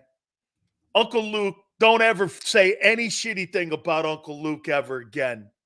Okay? He's my uncle. Hey, hey, Tone, everyone. I told some of you the story. A couple of my boys up in Connecticut needed some tickets. Out of nowhere, man. Some tickets show up in their mailboxes. Fly down there, man. Uncle Luke's like this. Hey, did your boys get down here? Yeah. They got down here. I said, is that you? No. I'm like, yeah, man. Yes, sir, man. I love Uncle Luke. He took care of Big Sills and Jerome. Yeah, don't talk about Uncle Luke, man. That's my boy. He's been on the show too. Okay? Leave Uncle Luke alone. I saw where he agreed with you about the Miami game. Yeah, we follow each other on Twitter. We've been friends 35, 40 years now. By losing Edwards, we put ourselves in jeopardy. Yeah, man, I've been friends with Uncle Luke since I was 19 years old. I worked concerts with NWA and Tupac Shakur and Public Enemy. Big Sills was out front. Hey, Tone. I'm working at Seabreeze and I'm doing bodyguard for NWA. How do you think I know Ice Cube? I knew him through Uncle Luke. How do you think I know Ice Cube? Method Man. All them dudes. I know all them guys through Uncle Luke. Yeah. Travis Swift. Yeah. Let's take a look at week 10 of the NFL. Oh, Big Sills. Hey, 5-star. I'm not kidding you. You know, hey, 5-star, before I move on, you know that Straight Outta Compton movie, man? That kid who played Eazy-E, when I had Ice Cube on and he was on this show about 2 years ago, I told him, I said, I've never seen anything like that in my life. I even told Cube's kid, I said, I can't believe how he moved on stage. He moved on stage just like Eazy-E. Dude, Eazy-E was the shit. He is a great dude, man. Did a lot of partying with that guy. He was a wonderful dude. I enjoyed being around him. Yeah. He was a really good dude, man. What a shame. I mean, hey, by the way, that guy's a real gangster. Hey, don't get it crossed up in anything. Hey, 5-star. Don't get it crossed up. That guy was a gangster. Yeah, I can't say too much, man, but he was really good dude. Yeah, met Dre and all them guys. This was way back in the day, though, man. Yeah, this was way back. Hey, Chris, I'm friends with Suge to this day. The guy Harvey Hyde, who follows me on Twitter, is the guy who named him Suge. It was actually Sugar Bear when he was at UNLV. You know, he played with Randall. Did you guys know that Suge Knight played with Randall Cunningham at UNLV? Suge made all WAC, I think, defensive tackle. Yeah, he was an all WAC conference defensive tackle. Then when he got to the NFL, they turned him into an offensive lineman. I think in 87, he played for the Rams because I played against him. But I knew Suge from back in that time. And then through Luke, I knew Suge. And still friends with Suge. Yeah, hey, Suge was a good football player, man. He was all conference. That's a true story. He was an all conference football player. Started as bodyguard in Vegas. Then I don't know how he got into death row and all that stuff, but I have no idea how he got into death row. I'm telling you guys more than I should be probably. Suge's a big dude. Really? That's an understatement. Dude, get this. Hey, I forget all this here. Guess who the other offensive guard was? Suge Knight was on that line. Do you guys know who the other offensive guard was? He was a wrestler. You guys ever hear of Big Van Vader? Leon White. Do you know who Leon White is? Leon White is Big Van Vader. You had Big Van Vader and you had Suge Knight on the Rams. It's a true story. And I think Goldberg was on the Rams. Goldberg was on the Rams too. A couple of years after those guys, though. Yeah. Crazy. I know. That's the history of Big Seals. I got to get to these games here. I got to get to these games here, man. I'm going to take a time out here, and then I'll get to the games because I want to hit all these games, then tonight's game too, because I'm with Tone here. I think this is going to be an interesting ball game, this Monday Night Football game. So let's do that. Let's take a time out right now. I'll look at Week 10, and then we will give our predictions for tonight. Hit the like button. Keep it here on the National Football Show.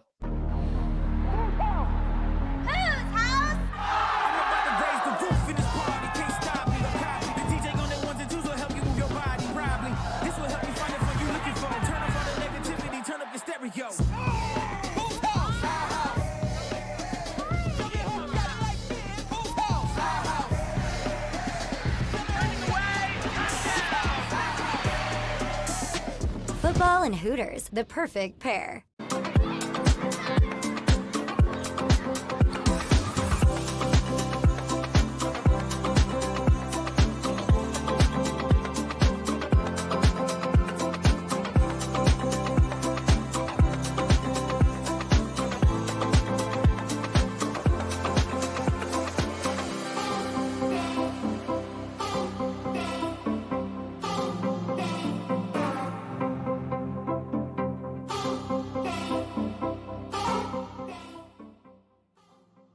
If you own a company and you're not producing a podcast, you're missing out. The public consumes messaging when they're ready. Join the professional podcast network of companies and let JAKIB Media Partners put you in the podcast arena. Come to our professional studio or we'll come to your place of business and professionally produce your company podcast. Call JAKIB Media right now at 267-261-3428. 267-261-3428.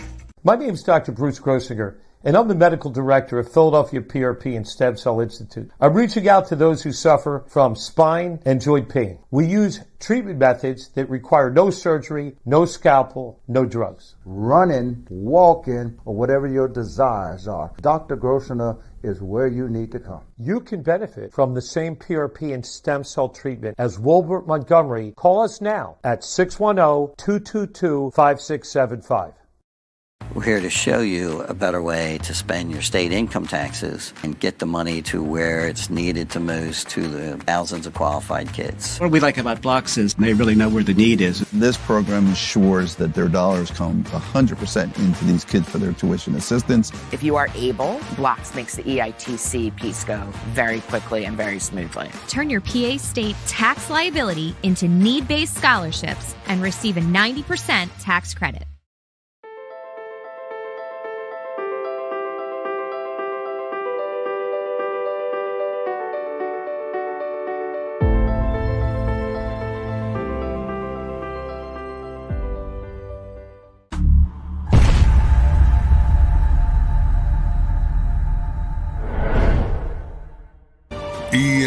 EAGLES, Eagles.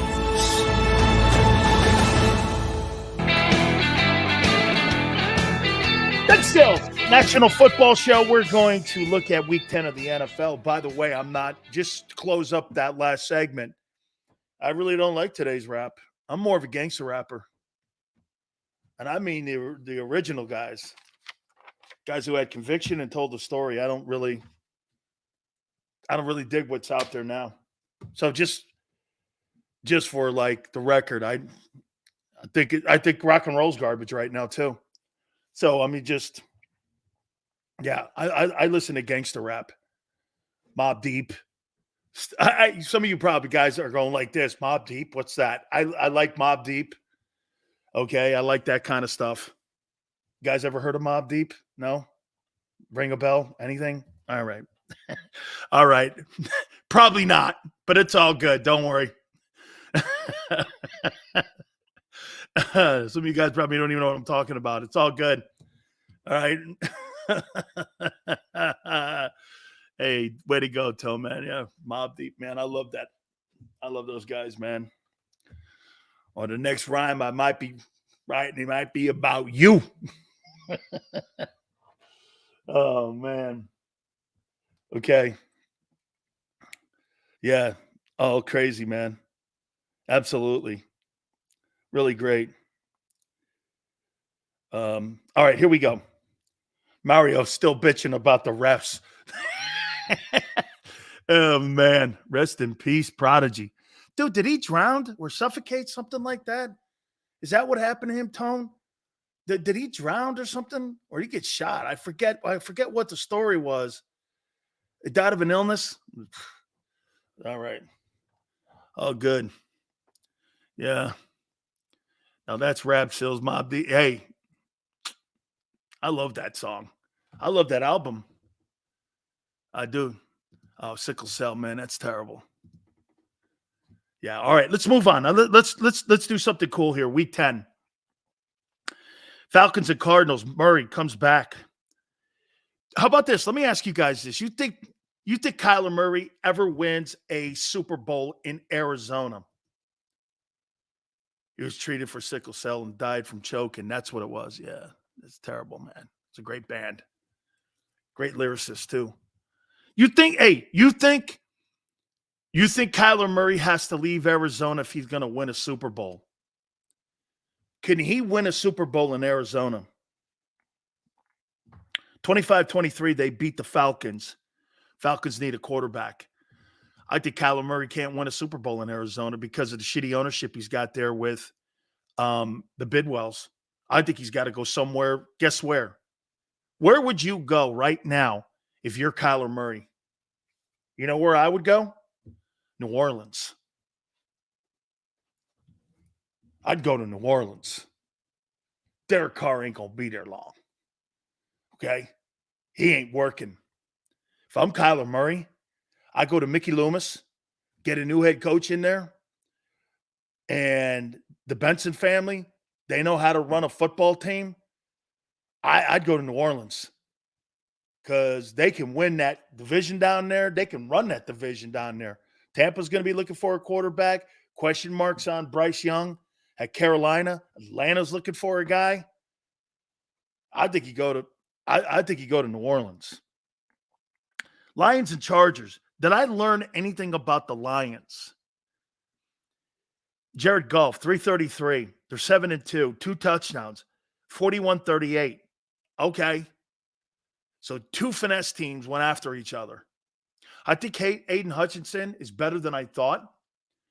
I think the kid Gibbs is really good. But I come out of that game doing this. Hey, the Lions are a little better than the Cowboys. But you're not San Francisco and Philly.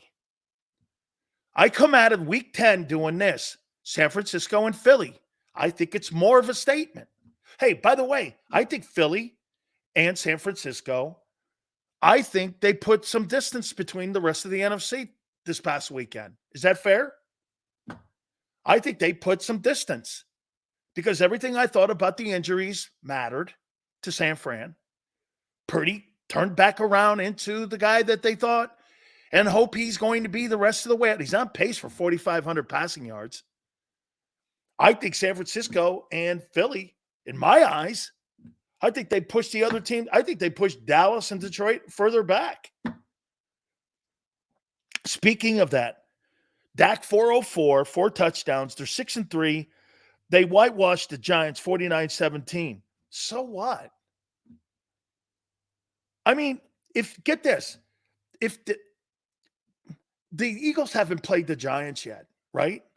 Man, if I am the New York Giants and Philadelphia gets off the bus,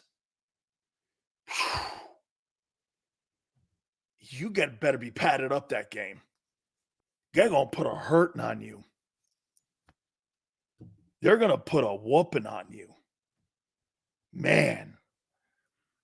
Hey, the Cowboys dicked around and played with their food to 49 points. Get this. I think the Eagles could pull a Jim Harbaugh, not throw a pass, and beat them 21-0. Okay?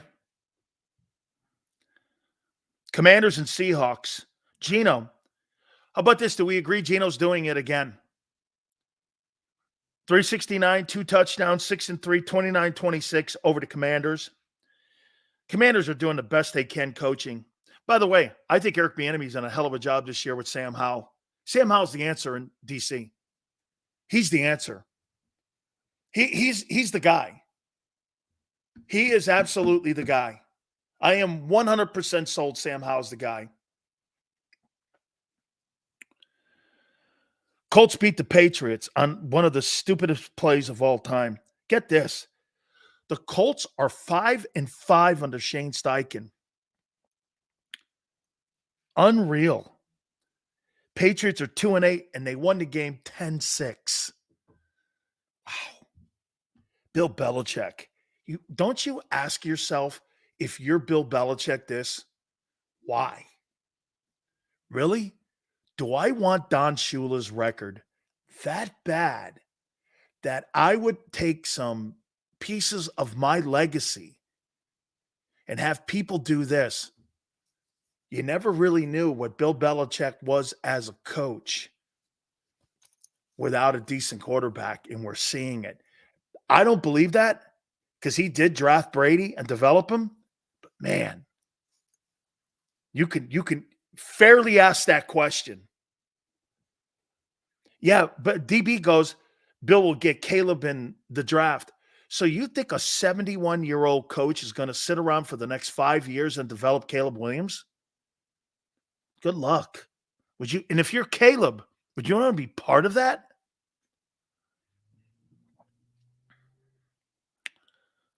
Browns beat the Ravens. Best I've seen Deshaun Watson look since he's been in Cleveland. Brian Daboll is going to be fired.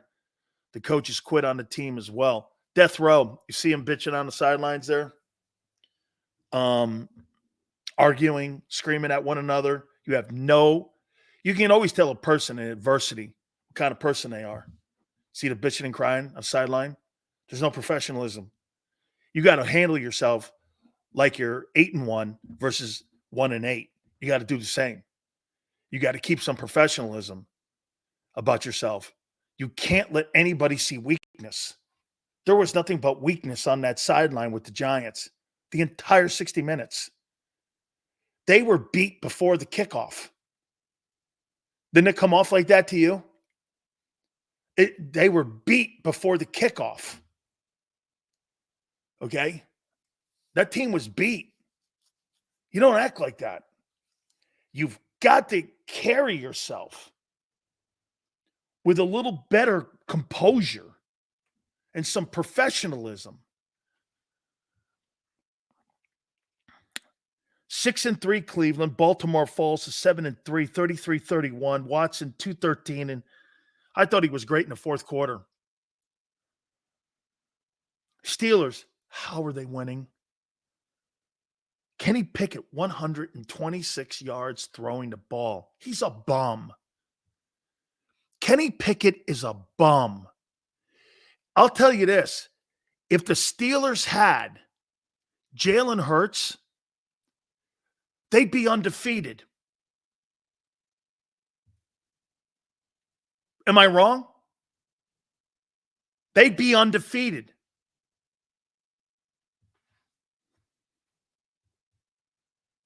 They'd be undefeated. Am I wrong? You had Hurts in the building in Pittsburgh, and you made that right choice. You called him and told him you were going to draft him. You must be looking at that going, damn. Bill only chasing Shula because Brady had success away from Bill calling into question his greatness as a coach. I actually think Warrior, it's a little of that, but also that Don Shula called him a cheater and always thought that Bill Belichick was overrated. And I think he wants to erase him from being the number one guy all time. Can you imagine if Jalen Hurts was the quarterback in Pittsburgh, where they'd be right now, the Steelers? And look how close that was.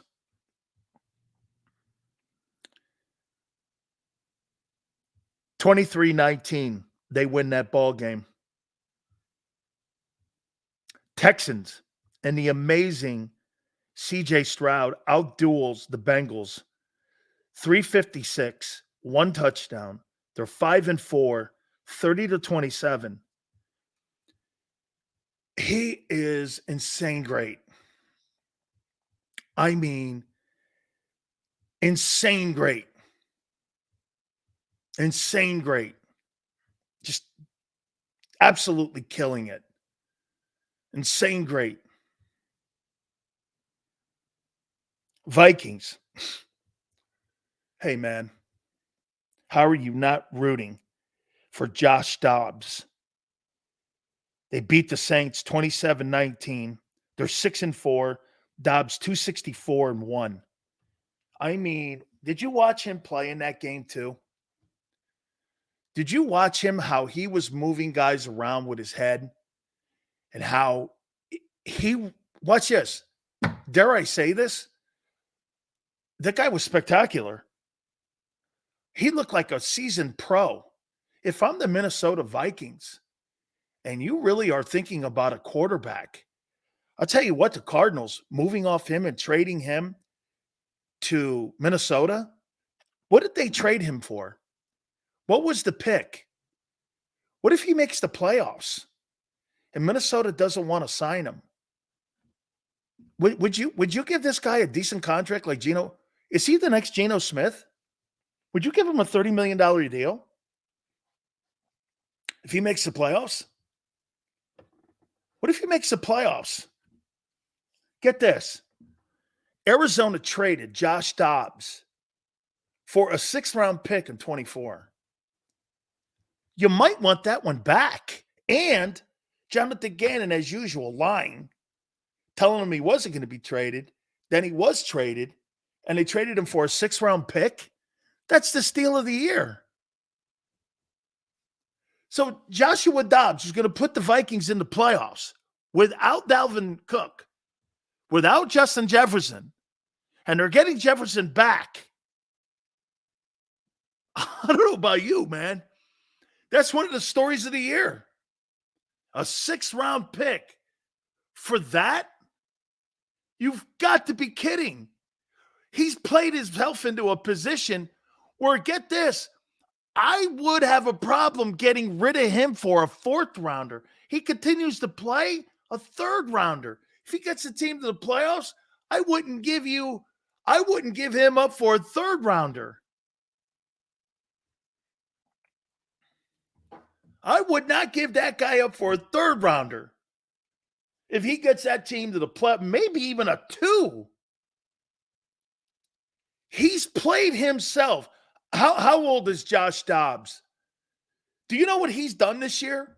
He's played himself into position where he could easily be low floor Chase Daniels for the next 17 years. How old is he? I praise young. He's 28. He's got 10 years in the league. He's got 10 years. He could be a backup for 10 years based on what he's done the last 2 years. Shit, I saw him do this. Didn't he do this same stuff? Didn't he do this same stuff in Tennessee last year? I could have sworn. Was that him in Tennessee last year? Did he do that shit in Tennessee? Though he's a good football player. That kid in Baltimore and him are good. Hundley? 49ers dismantled the Jaguars by 31 points. Purdy, 296-3. 49ers are 6-3. They made a statement to me. Get their pieces back, healthy. I do think they're the best team in the NFC. Again, when I say that, it's because I think they're more complete. But you got to play it. And the difference could clearly be the Eagles have the better quarterback, but you don't have the better defense. Okay? And they're just as skilled as you. And by the way, they now have you at pass catching options. You don't have anybody better than McCaffrey. You don't have anybody better than Kittle. Got it on IR. Ayuk and Debo is same comparison. AJ's probably better. Ayuk is having a better season than I think Devontae. And Kittle's also the option. They're pass catching right now today on the 13th. They got more options. They've got more options. And Keon can disagree all you want. You don't have Kittle. And Swift is not better than McCaffrey. You don't have Goddard. End of story. Purdy needs all the pieces right now. Then again, has Purdy started 17 games in his career? I'll tell you this. Purdy's had a more impressive start to his career than Hurts did. You could say all you want about managing a guy, but he's had a better start to his career. I mean, how many games has he started now? 13? His 13 games versus Jalen Hurts' 13 games. He's the last player taken in the draft, too. Let's mind you. He hasn't played a full 17 games, has he? Has Brock Purdy played a full 17 games? I don't think he has. So if you're going to compare, then again, Brock Purdy's had a better start to his career than Joe Montana did.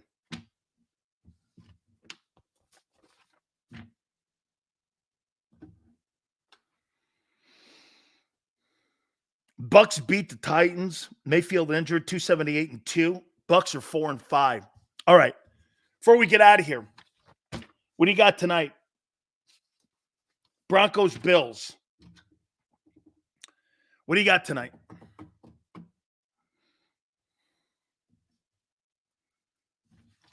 It's in Buffalo.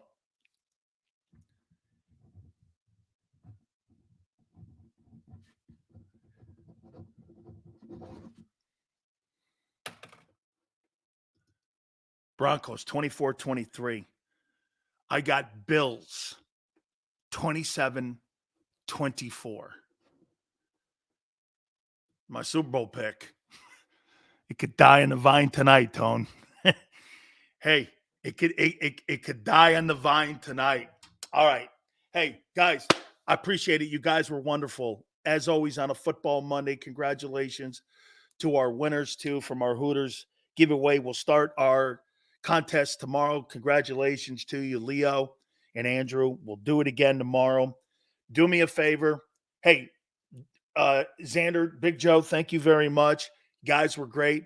Tone, you killed it once again on this football Monday. Thank you guys so much. 2 to 6 tomorrow, and we will see you on the flip side.